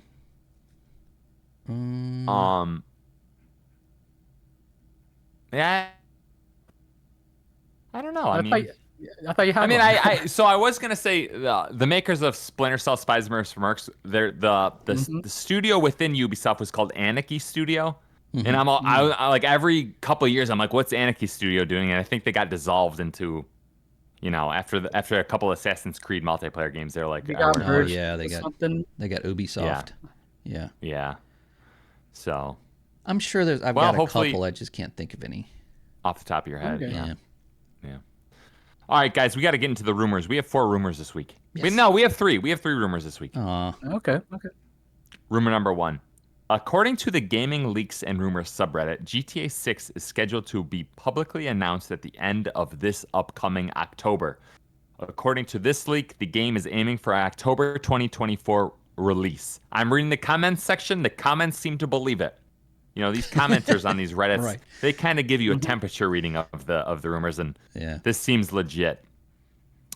We've talked about this. Scott, you are not interested in this because you say, what else can you do other than drive around a city? What else can you do? Well, I mean, it's not going to be. It's just going to be a different story, I guess. Yeah. I don't know. I mean, I'm excited for the reveal. Yeah. I look at I just spent, I think it was $60 on Armored Core 6, and I'm like, oh my gosh, I'd much rather spend $70 on GTA 6 and not like GTA 6, because that just feels like you're getting Value. you're getting value even if I don't, But Thick, anything to add there? How excited are you for this? How excited are you for GTA 6? Just really mild, but Mild. real quick on Armored Core, I'm probably gonna purchase it during Black Friday because I'm still curious how it plays. Okay, you for are. myself. It'll be interesting. It'll be interesting to see what you say, because I feel like what I'm reading online in my experience with the game is pretty opposite. Like it's I'm not seeing too many commenters say it's not that fun, but That game needs a demo. It does Yeah. need a demo. It does, doesn't it? It just feel like that would be a good game to have a demo. It would Yeah. probably help it. I thought it did decent on Steam charts. I want to say it had like 200,000+ concurrent players, but Oh, it's I do it's re- probably selling well. It's just Yeah. Yeah. I do know a couple of weeks ago, we did some, I thought it was a news story, and they were saying that how many developers they had working on Elden Ring and how many developers they had working on Armored Core 6. And the numbers were pretty similar, right? It was like 350 versus 330. Armored Core 6 is like so budget compared to Elden Ring. I don't understand. The resources were not even close to being spent in the same manner. It feels like I said this before, but it feels like a PS2 game. AI that's just brain dead. The levels are very basic. I don't know. We'll see what Thick says. Mm-hmm. Rumor number 2. In a move that surprises no one, Hogwarts Legacy 2 is currently in development, according to My Time to Shine Hello. I don't even know what that means. Apparently, selling over 15 million copies and grossing over $1 billion makes it easy to Wow. greenlight a sequel. yeah. Yeah, over 10 million is the Yeah, that's when you status quo, right? yeah, Right. that's when you make money. It's over 10 million Yeah. apparently. I thought I read that I don't know, the developer publisher, they had a certain expectations for the title, and it went 256% over their expectations. Yeah. Yeah, this So that wasn't was pretty. wasn't expected to be a hit. This was expected to be kind of a okay, well, we'll see how this goes. Because the studio that made it, I think previously, what did they work on like their last game was nothing even close to what this is. Yeah, this is like AAA effort, right? Yeah, yeah. Yeah. And they knocked it out of the park apparently. Yeah. Is there expansion coming, or am I I don't thinking know. of just a sequel? I don't think I think they've it seems like I remember reading that they were not going to release anything else for this first game because they were in full production of the second game. So, well, that makes sense. But Scott, did you finish it? I didn't. I dropped off. But I'm knowing me, probably around November-ish, Christmassy time. I bet I will probably pick it back up, and it's not. I know it sounds weird, but it's not really a summer game for me. Oh, interesting. Yeah, and just as also a side note, that we've had some really extremely hot weather lately, but the last couple of days it's been like in the low 60s in the morning, And that's nice, isn't it? it's very nice. But we've got some wind coming from the north, so it almost feels like fall. And it's so funny because like when you're outside and it kind of feels like that, and most people are like, oh, I want to go buy a new sweater. I want to get some pumpkin spice latte. For some reason, I have this wave of nostalgia of new games. Oh, really? It's just like some new games are coming. It's that time of year. There's it is. newness. I always love the fall. Yeah. I mean, it's my favorite time of year, and that's what. It's so funny because that's what the nostalgia brings back. Although we get games now like all year long, but there's no real dry spell anymore. Well, this year specifically, definitely. Oh man, I don't know about next year. The banger after banger. Yeah, it's gonna make next year when we get anything. Also, tell me if I'm wrong, but isn't there also a sound when you go outside that says, okay, we're approaching fall, and it's crickets? It's like these crickets or something is chirping in the trees when you go outside. That's like doesn't here happen we have in July. cicadas. Maybe that's they're what like it is. they're all summer long.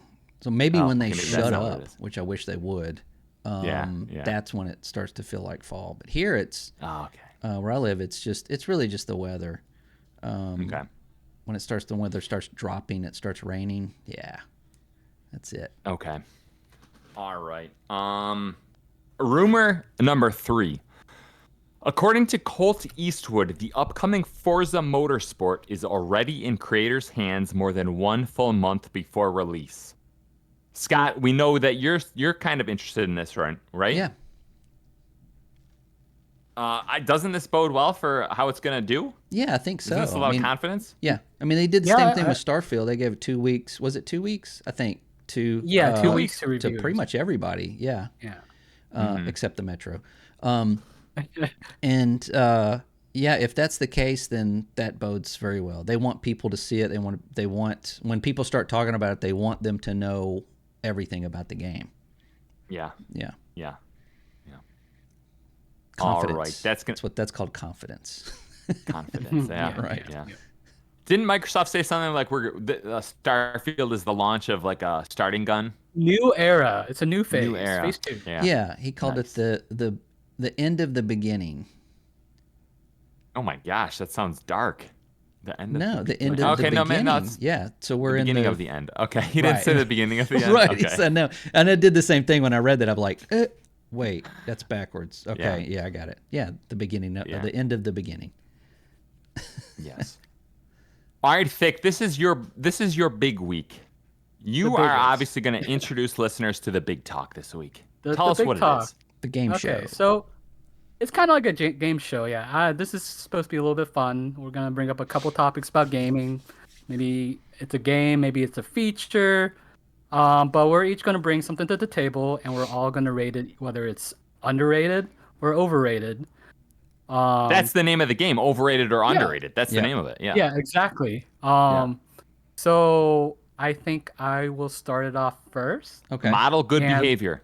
Yeah, and basically what I want to hear your guys' take, and then I'll let you guys know my take.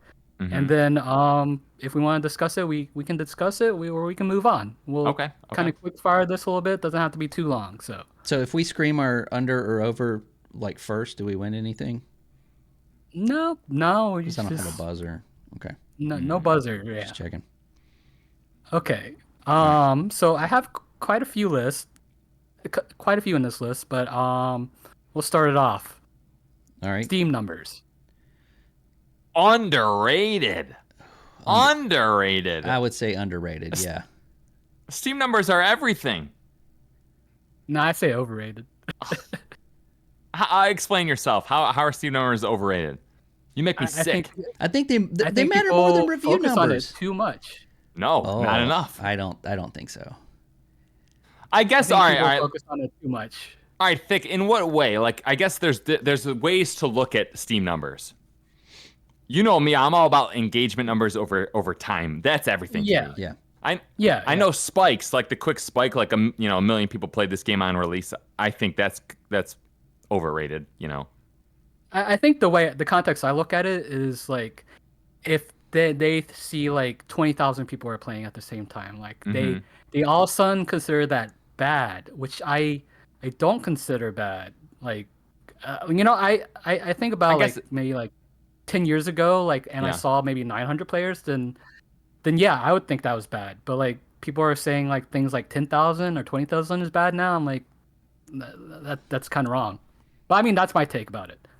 That's why I think people overestimate, like, oh yeah, everything needs to be 100,000, blah blah blah, stuff like that. Well, right, but the numbers themselves are not overrated. It's the perception of the numbers, right? Yeah. Yeah.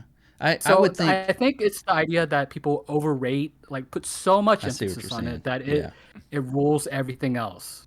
Like, see, this is why this game sucks. Yeah. I kind of hate that. So Yeah, I mean, and that could be, you could use that either way. I like it. I think it's underrated because, again, if you have a game that's like, a Metacritic of 72, which now is considered a complete failure for some reason, but then you go to Steam numbers and it's got, 100,000 consecutive players for the last 6 months, somebody's obviously having fun with it, right? Right. Yeah. I think that's the opposite of basically the way I'm looking at it, which is I agree with too. Right. I mean, that's the way I use Steam numbers. It's like, okay, this gameplay looks really cool, but it's a multiplayer game. Let me go to Steam numbers and make sure I'm not buying something that's going to have completely dead servers. Yeah. So then you go like, whoa, it's got, if you've got that consistent line of players, then you know that what you're purchasing is going to have people to play with. I did that with Ready or Not. I saw all this stuff about Ready or Not. And I thought, this looks like something I really want to play. But I went to Steam numbers to make sure that there were people playing it. Yeah. And there's definitely people playing it. So yeah, I mean, I think it's underrated, but I see your point of using those numbers. Yeah, the context. Right. Yeah. It's how you're using the numbers. And it's much, again, like reviews. Like reviews are, if you make a 70, it's like a total failure, which it's really not. Cool. Yeah. Yep. Okay. Well, I'll choose another one. All right. And then after this, you guys take over, and I'll. By the way, you come were back a wrong, little bit Thick. later. 2 against 1. We beat Yep. you. You're out. Are we scoring this now? I have like to a score battle everything. royale, right? I have to score everything. That's right. Okay. This is more so. I'm trying to be a little bit specific with this, but this is Bullet Sponge. Overrated. Overrated. Yeah, overrated. Overrated. In what way? Hate it. Lazy devs. Lazy devs. Lazy devs? It's so uninteresting to just shoot something for more than a few seconds. To me. I know we just played Destiny, and I know you guys That's experienced that. Bullet Sponge too. Yeah. Yeah, I didn't want to say anything when I was playing because I know you guys were enjoying yourselves, but blood was coming down my nose during those Bullet Sponge scenes. I think the way I'm gonna say the opposite again, but people kind of look at it way too negative because like I feel like this has always been kind of like a thing with certain type of games, like MMOs, right? Mm-hmm. So like that's the way I kind of look at it. Like I feel like this has always existed, but now once Destiny came out, this term became popular. So, Yeah. and people are very dismissive when they hear it. And I Yeah, think the division people, didn't help either. yeah, yeah. And I think this mechanic is underrated because I think if done correctly, it can create very intense moments, right? Like if you're doing like a DPS battle, Mm-hmm. just having it in like a second is Yeah. Yeah. yeah, it's gonna be different, right? So like it's a very RPG, it's a very RPG element that's made its way into mainstream, and I think people are very dismissive of it when it's done incorrectly. Yeah. Yeah, I say All that. right. I say it just because I think I'm just exhausted of it. Just having played a lot of Division, a lot of Division 2, Yeah. and an exorbitant amount of Destiny 1 and 2. Yeah, I've just I see your point, and that's what a lot of these games can do with, say, like end bosses or final bosses. Yeah. But as long as it's something that they're adding, a lot of Destiny 2 does sometimes does a good job of, you have this big bullet spongy enemy that you're shooting, but you're also having to do these other things, at the same Yeah. time. Yeah. And then you have to prioritize, right? Right, Kind of. exactly, and that's what makes it interesting. But Yeah. just the fact of like, when I hear bullet spongy, I think of more like Division, where this guy has wearing a T-shirt and you have to shoot him with 2 clips to take him out. Uh-huh. That to me, Yeah. just it really, I really hate it. Or I think a bad example of a bullet sponge would be Assassin's Creed Odyssey. Is okay, that in so what way? leans into the RPG aspect, right? Yeah, like I feel like they don't use it as well. Like that's what I mean by bad. Like Yeah. that's where it's not doesn't really add to the game. Yeah. Like Gotcha. you just keep increasing the health pool. Yeah, I see what you're Yeah. saying. Yeah. I haven't mentioned this game yet, so I'm trying to do it once per episode. But so in Fortnite, what they'll Yeah. do is they'll give you guns, like you got your gray, your green, blue, purple, gold, and the stat increases for those basically mean all enemies are technically a bullet sponge. Sometimes you have to hit them with 6 bullets, sometimes you have to hit them with 7, right? Yeah. That bores me, and I feel like that's obviously very easy, like an easy trigger to incentivize players to want the higher level item. I can't stand that. What Fortnite does do pretty well is they'll do an item like an invisibility item, that once you get the item, it just changes the way you play the game, right?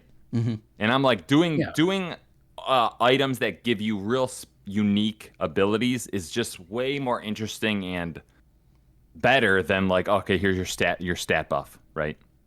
Yeah. I know. I'm sure there's some people who are like, no, I like the stat buffs, but all right. What's the next one, Thick? Oh, I'm going to give it to you guys to Okay. share yours real quick, and then I'll come back. Okay. Scott, you kick us off here. You want to go first? Okay. All right, you ready? Mm-hmm. Fortnite. Probably the most underrated thing in all of humanity, maybe all of human history. Guys, punch in Fortnite into YouTube.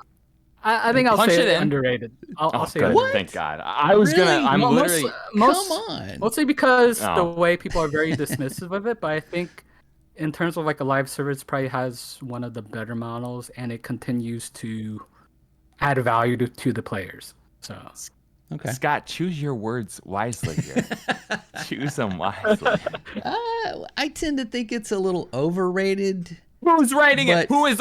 I want names. Who is overrating If it? the name of the game is overrate, underrate. I mean, that's what we're doing here. Yeah, but who? Yeah. But who is Like overrating it? Well, it's everywhere. It's Like it's the Fortnite. internet is overrating it? Oh my God! Calm down, Nate. Okay. Thick, you're with me. You're with me, right? I just think it's yeah, more or less. it's well, no, I mean, I see Thick's got a really good point. I mean, and I can see that. I just think it's a little overrated for. I think it's less of a multiplayer game as it is more of a platform for marketing. I agree. I agree. You make me 100%. sick. So- Not that this can't be fun. podcast. That could still be a fun experience. I'm just saying that's kind of what I'm saying. I'm gonna say it's the greatest game of all time. Okay. I'm right now. I'm looking it up. It has an 81 on Metacritic.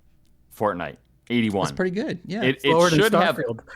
It should have a 98 because it's that darn good, right?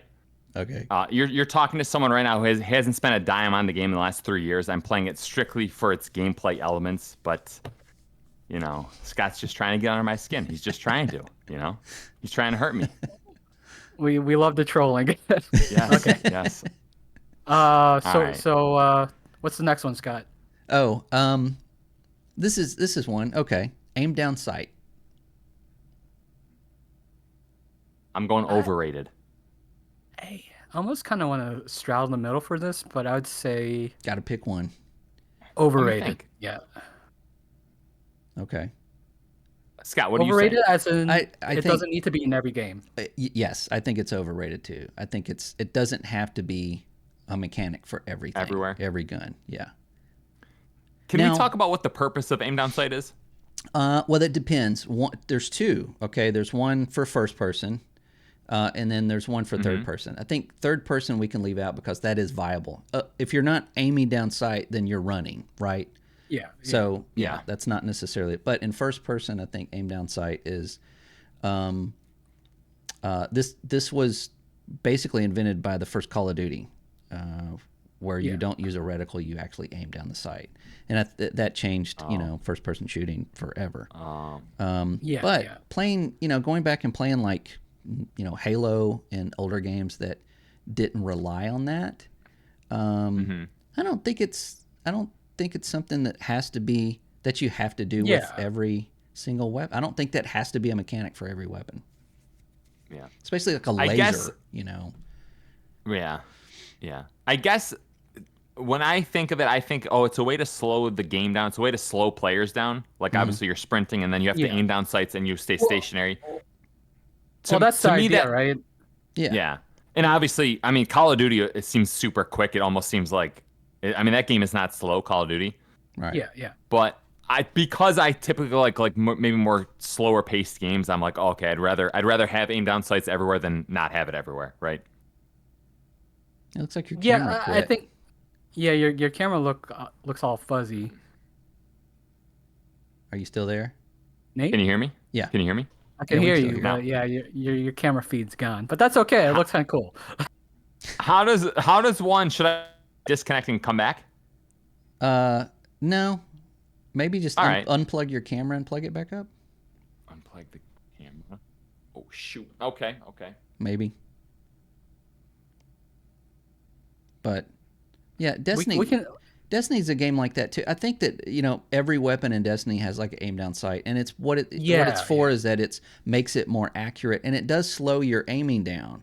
So, but like for I don't know, like a shotgun or something maybe that doesn't really have to be there. I think there's another. Yeah, like shotgun, like in Apex, you don't really need to aim down sights, right? Right. I think part of the function of aim down sights back then too was kind of like because there's a level of magnetism. You notice that, like where you zoom in, like you quick scope. That's basically what it is, right? Yeah. It kind of auto aims a little bit, and you just pop them. Right. It's probably just to compensate for the dual sticks back in the day, and it's just kind of carried on. Well, with Call of Duty, the very first Call of Duty, it was a game changer because it was a World War II game, and that's how you actually shot a gun. It was you brought it up to your cheek, looked down the aim, the sight. So it just that level of realism just added to the game. But then after that, it was like everybody was like, "Oh, we got to do that." I like, by the way, I like how that red glowing icon from Nate is making our faces red. it's like he's on fire. It's like, oh, so much. Do we still have him? Nate, are you still there? I'm still with you. Can you hear me? Yeah. Yeah, well, I can hear you. It just says my computer does not recognize the mic. The USB does not recognize it. No, we can hear your mic. Yeah, we can hear you. Not the mic, the camera? video, the camera, yeah. Uh-oh. I think you might. I just bought that camera too. Oh. Oh, well. Maybe you're being hacked. Someone else is watching you. Maybe. Well, All good. right, well, a new a new viewer. True. Anyway, okay. Well, I mean, we could still move on. Yeah, Nate, can you share yours? Yeah. Yeah. So, can you hear me? Yep. Yeah. All right. I have one called gamers. Gamers in general, are they overrated or are they underrated? Oh wow. In what context are we talking about? Well, Gamers' opinions? When you go on the internet, these gamer types, they have opinions about everything, right? People yeah. try to We're talking dogpile. about opinions, I'd say overrated. Yeah, Okay, all right, I'm with you, definitely Vic. overrated. Yeah. Yeah. All right, That's like we're all- 100%. Why don't they just All use right. Unreal 5? Yeah. Yeah, yeah. It's like Overrated. Okay. It's basically like gamer hype, gamer expectations. That's all I think about when you tell me gamer Yeah. opinion. Let me ask you guys this question. So if you went to 100 homes and just like talked video games with just like regular people who play video games, how much differently would that sound than if you polled someone on Twitter or on Reddit? Like, do you feel like Twitter, Reddit, online gamers are like just insane compared to the average Well, everyday? yeah, pretty much. Yeah. Like, Pretty much, I'm yeah. pretty sure if I talk to someone about game, they're not going to go, this absolutely Yeah. doesn't make sense. Like the way people talk online gets on my nerves. All Like right, just I like the that. way they phrase everything. Like Okay. they got to put literally, actually, Yeah. trash, masterpiece in every single sentence. It's Yeah. just annoying. Like we can't have any nuance. It's annoying. And every game Okay. has to be a 98 or it's Fortnite. nothing. Yeah, yeah, Right. All right. You want me to get my next one? Yeah. yeah, yeah. All right. Every 2 months, I hear on a podcast, it's a good podcast game. You ever hear that quote? This is a good podcast game. So podcast games? Oh yeah. Yeah, I've heard that. Yeah, like a game like you throw on, you listen to a podcast, and you kind of like, Yeah, like play Armor the Core game. 6. Yeah. I've yeah. heard that, What do yeah. you guys think of podcast games? Overrated or underrated? Underrated. Definitely underrated. Underrated. You're both wrong. No, Why? we're not. A podcast game is a game that's so boring it requires like a percentage of your brain to be elsewhere, right? I think that's okay. That's fine. When do you listen to podcasts? When you're driving? No, this is yeah. So, when you're driving, so now when driving is not. You're not. okay, Yeah, I I see mean- your point. Yeah. I see your point. Like it feels like it. I guess for some people, like there's like comfort food games, right? Right. That's Yeah. basically what it kind of is.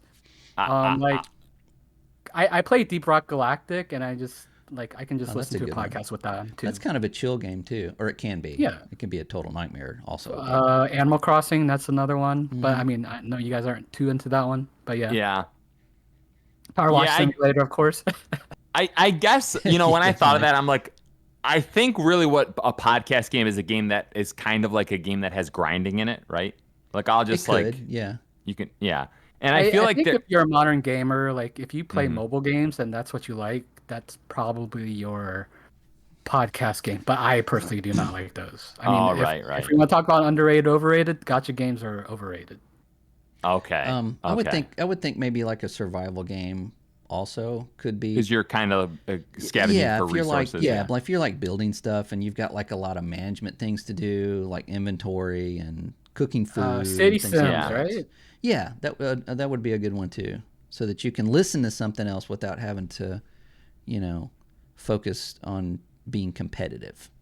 Yeah, I tell you, Forza is actually a series I really like for just like, trying to like think about. It's almost like a shower. Like I'm taking a shower. Like I get shower thoughts while I'm playing Forza because I'm just driving. Yeah, Okay. yeah. Okay. Wow, my first loss. I've been on the victorious side every one of these except that's okay. my Well, first one. that's a good one though. Yeah. Yeah. Yeah. All right, Important. Thick, should we throw it back over to you? You yeah, have more? I have more. If you guys have more after this, feel free I got to more. add. I got two I got a more. couple more. Yeah, Okay. Ubisoft. overrated. Overrated? Overrated. If you asked me this 6 months ago, I would have said underrated, but I'm with Scott now. Overrated. I'm gonna say underrated, and I'll give my Please reasoning. explain. Yeah. They're always one of the first companies to support new platforms. They've supported the Wii U interesting, yeah. first. They Okay, I'll give supported them that. VR. Stadia. They support their lives. Yeah, they support Stadia. I forgot about that one. Yeah. They supported they support their live service long term, even if they're not doing well. Yeah. So For they honor. do. Yeah. Yeah, and I mean there are a few losses, and you can't win them all, right? Like Hyperscape. But that I have a lot of respect that they continue to do that. I like that. I like And that. then they do take feedback very well for the most part. Like they adjusted the price to Rainbow Six Extractions. Like when it was Oh. originally 60, they brought it down to 40, and then they gave people like a trial or friend trial. So They've they also supported that game heavily even after it came out and completely bombed. yeah, yeah. Mm-hmm. Also with For Honor, is that it? Yeah. Yeah. Yeah.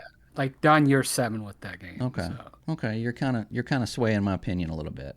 I get Okay. it. Okay. Yeah. Yeah. All right. What's another one, Thick? PS5 controller. Overrated. That's interesting. No, I don't know Scout. if I can really give it. I don't have one, so I mean the ones that I've used. Held. I think it's a very viable controller. I think it's one of their best controllers. Yeah. So You cannot sit on a fence here, Scott. You have to fall gonna- on Oh, that it's side. kind of hard. He doesn't have as much experience with this. yeah, so I'm gonna say overrated just for the fact of, I don't know why you would implement a speaker on a controller,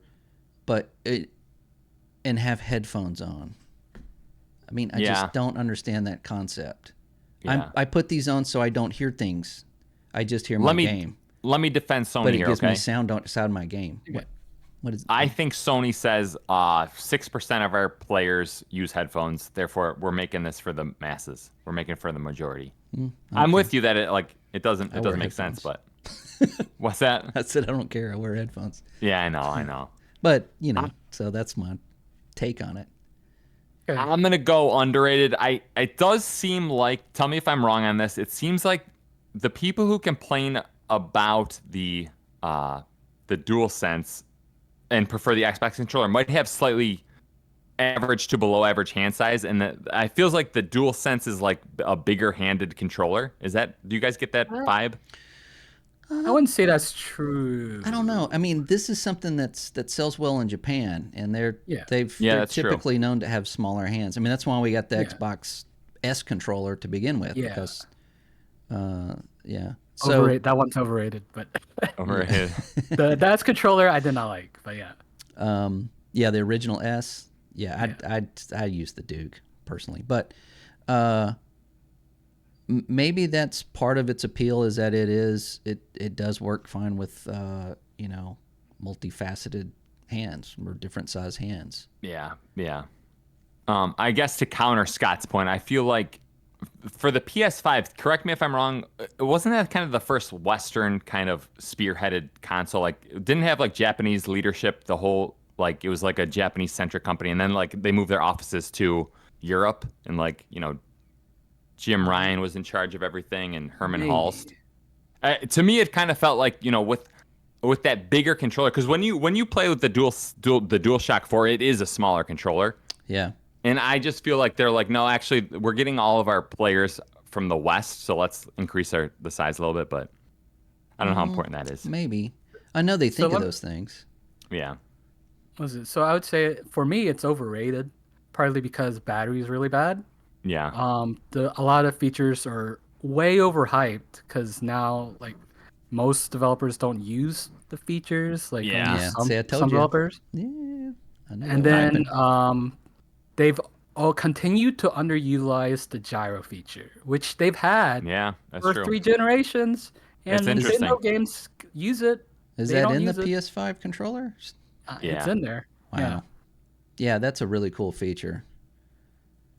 Does third party support gyro on the Switch?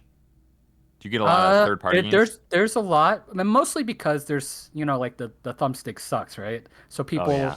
are encouraged to kind of have the Oh, gyro. interesting. Okay, I didn't think about that. Yeah. Okay. All right. Okay, back to you guys. Scott, Scott? you got 2 more? Yeah. Neil Druckmann. Neil Druckmann. I don't like his games, but a part of me kind of likes Neil Druckmann, the person. Like whenever I see him, I'm like, oh, all right, interesting. Scott made a face Yeah, really? for people. I think I would go with overrated, mostly because I don't like the way he carries himself, kind of like Wow. this kind of stuck-up artist kind of thing. No, I'm not gonna judge his work, but I don't Yeah. personally like for me that sort of attitude I don't like. So Oh, interesting. It's funny. I didn't really like the Last of Us series. It seems like that's what he was kind of known for. Did he do the last Uncharted game? I think he did Uncharted 4. did he? I think so. Those are his three kind of That's when biggest. what's her name? Bruce Annie Straley? Henning left. Oh yeah, that's right. That's right. During 4. Yeah. So she still did some of the writing for 4. She didn't do any of the writing for The Last of Us 2. That was led by Neil Druckmann. Yeah. All right. Let me defend his honor here. Okay. Okay. Apparently he was heavily involved in the HBO show. Okay. No matter what metric you cut it, that HBO show was a huge hit, critically, commercially. Yeah. Right. The guy, it does seem to have some writing chops, a little bit. Right. I think he's really talented, but I don't like arrogant characters. If that's why I say he's overrated. I don't actually have enough experience with his work to kind of judge his work. But when you guys see him in interviews, something rubs you the wrong way with him. That's what it is to me. But I mean, okay. It's not that I hate the guy, but it's just I don't like that sort of thing. All right. I feel like the only person in the video game industry that I get that feeling for is Troy Baker. I can't stand Troy Baker. Yeah, I can't either. He seems like such a douche. Yeah. I don't know. Yeah, I'm trying to think of some other people I don't like in the game industry. There's not that many. Neil Druckmann is I think he's overrated. I think that he can really only do one thing well. And also from the interviews of other people, he listens to no one. Arrogance. Yeah, and that doesn't. I don't know. If you're a leader or if you're leading, any group of people in any kind of project, you have to be open to feedback. You have to be. Even James Cameron, who is notorious for going, "I'm right, always right, always right." It takes just that one person to go, "Hey, look at this, you're wrong," and he will admit it. He will come back and go, "You know what? You were absolutely right. You were right about that, and I was wrong." Yeah. Neil Druckmann does not do that. I mean, I favor humility to an extent, right? Yeah. Because not everyone's perfect, and just to come off like arrogant like that is not a good vibe with me. I'm shocked. I'm shocked that I'm hearing this because whenever I see him in an interview, he's always wearing a one color T-shirt. It's just like a certain like green, like a If you wear just T-shirts all the time, you're not the worst person in the world. Troy Baker, he wears crazy stuff. Okay, yeah, I could see that. I mean? Like if you compare maybe him and Troy Baker, yeah, maybe. Troy Baker, yeah, overrated. Overrated, yeah. Yeah, I agree. Unanimous. Yeah. Yes. We finally come together as a podcast. Yeah. Okay, I've got one more. Extraction shooters. Ooh, okay. Underrated. It's undercooked right now. That's the problem. Here I'm. The concept I feel is underrated, and the execution has just been flopping nonstop. Yeah. So I played a little bit of Hawked. I played Hawked over this weekend. They did an open beta. Yeah. Mm-hmm. It just I didn't hate it by any chance. It's missing that magic, isn't it? It just doesn't excite me. Like, why am I collecting these stupid trinkets? Yeah. Why am I jumping on this island? When I play Fortnite, I'm jumping on that island to be King Kong. I want to be the best. I want to be the last person remaining. Like, that's like a visceral feeling. Hawked is just like I'm running around. I don't know. There's all these weird animations. It's like it's a store. It's funny. I view Hawked like Scott views Fortnite, just like money. Like it's like product, it just seems like here's some ideas that we can spruce up Fortnite. Yeah. And make our own thing out of it. And right. Yeah.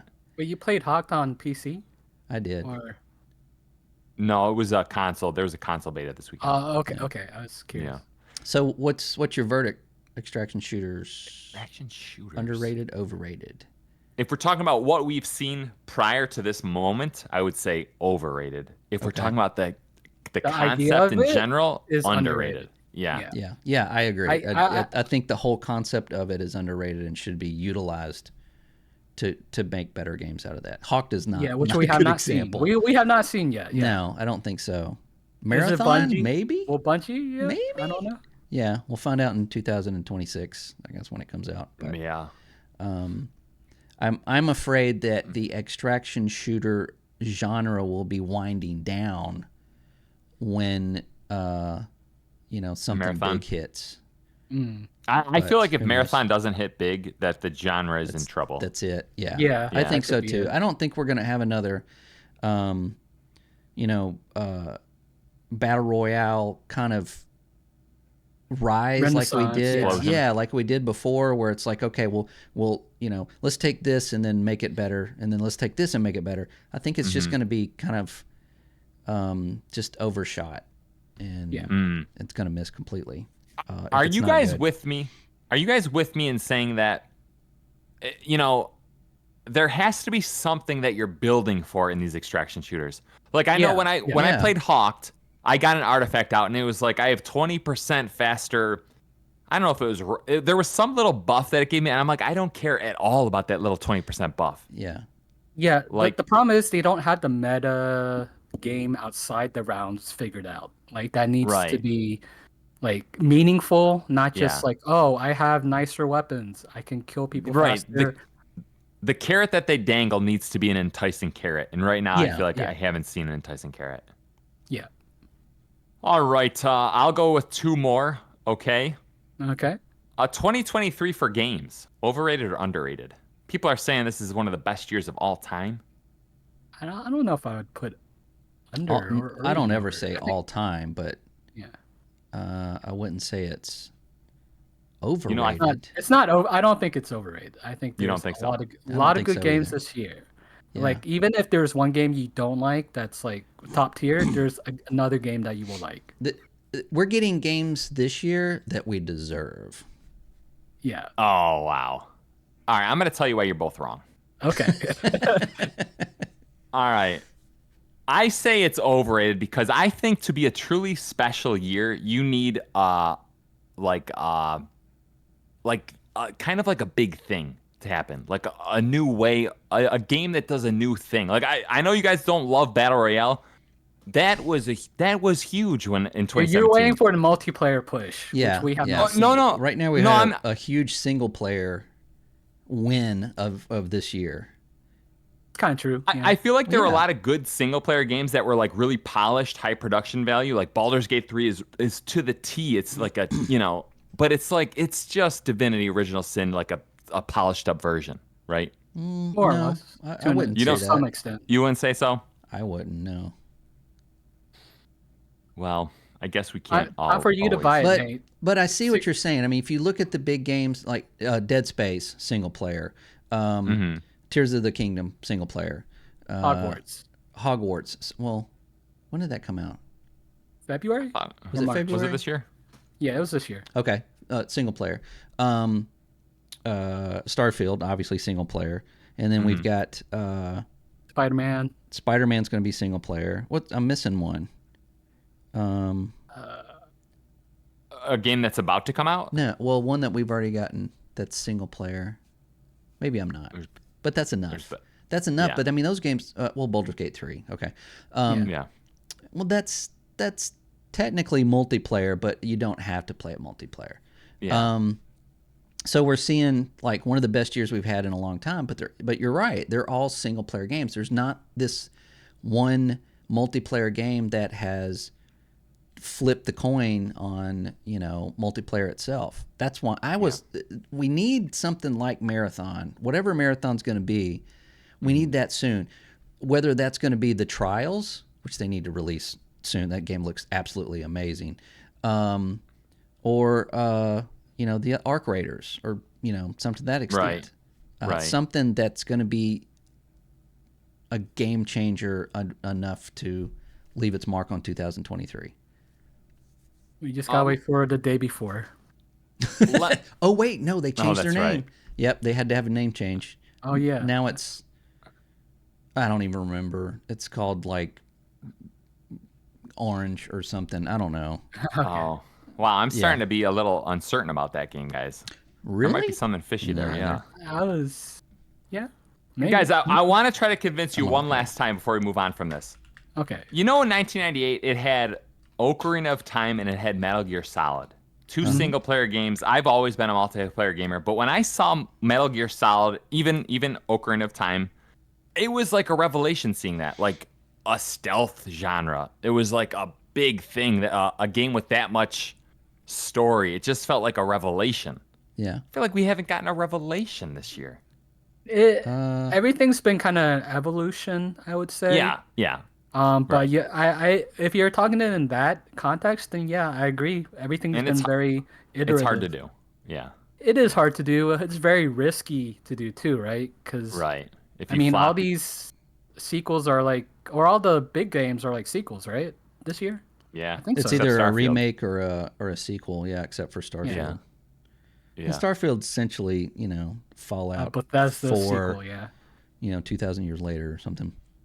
The day before changed their name to Day World, by the way. Oh my gosh! Wow, the Day first World. name was that sounds like pretty where great. That's like where your kids take you when you're like 78. Like, I gotta go to work. It's time to go to Day World. They were- I'll pick you up at Day 5. World just sounds like an 8-hour shift. Right. God, Day World. Yeah, Guys, good I luck have with one. I have one more topic. that. Okay, one more.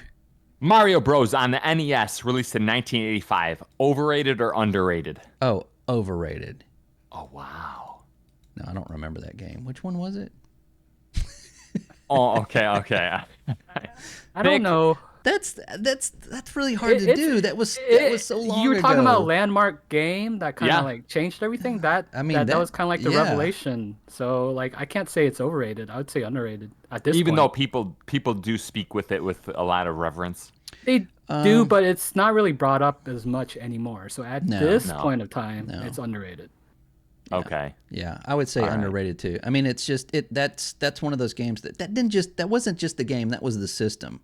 That was right after Atari got like this huge market of really crappy Chinese-made Atari games. Yeah. That were most of ET, them were right? scams. Yeah, I mean they were all The official seal of approval. right, and that's and them making more ET games than there were consoles. So yeah, I mean at the time, maybe we could do that, but now that was a pinnacle moment in gaming, obviously. Mario. Yeah. Rest in peace, Charles Marionet, or what is his name? He's no longer the voice of Mario. Yeah, he retired He's from just- Mario. Yeah, he's a consultant now. Yeah, Basically. he's I thought he was an consulting Chris ambassador. I feel like those are very similar, right? Because Shigeru Yeah, was yeah. kind of doing that already with the new Mario. Yeah. Yeah, he's just an old guy that goes into schools now and he's like, me, I am Mario. Okay. So All right. are we good? I think so. We've covered enough. Yeah, that was We fun. could always we could always do this again. I like Yeah. this. So I personally feel like I'm the one with the victory royale here. I feel like you guys got booted Oh, off. I Sure, was Nate, in- you won. Yeah. Yeah. I'm pretty sure I'm in third place here. So Yeah. No, that was a good, a great topic, Thick. I enjoyed that for sure. Yeah. Scott, tell people listeners how they can interact with us. Leave us a comment below. Say hi. Yeah. Something. Say hey. tell us something underrated or overrated. What do you think is overrated or underrated, or who's right? Who won? That would be a good Yeah. one. So leave us that, yeah. and then of course on our audio versions, you can find us on Spotify, Apple Podcasts, Google, wherever you get your podcasts, and you won't see us obviously, but you can listen to us while you're driving or playing a game. There you Very go. true. Oh, that's right. That's Yeah. right. Thick, Okay. take us to school. Yeah. Take us to Okay, school. My favorite I'm gonna part. bring up something you guys might be familiar. You're building a train station, not a train. I think about this quote a lot. I actually do think Okay. about this. Yeah, that's great. We're And so- obviously, that's someone at The Bungie. Bungie, the Bungie talk. Bungie guy. Very good. All right, everyone. building a train We'll see everyone on. I won't be here for the next 2 weeks. I'll be in Europe trying to bring America to the Europeans. Ambassador for Xbox. Yes, that's right. That's right. I'll be doing that X sign in all my photos, all my family photos. Bring us more European games. Yes. Yeah. All right. All right, everyone. We'll see you on a Monday. Take care. All right. Bye.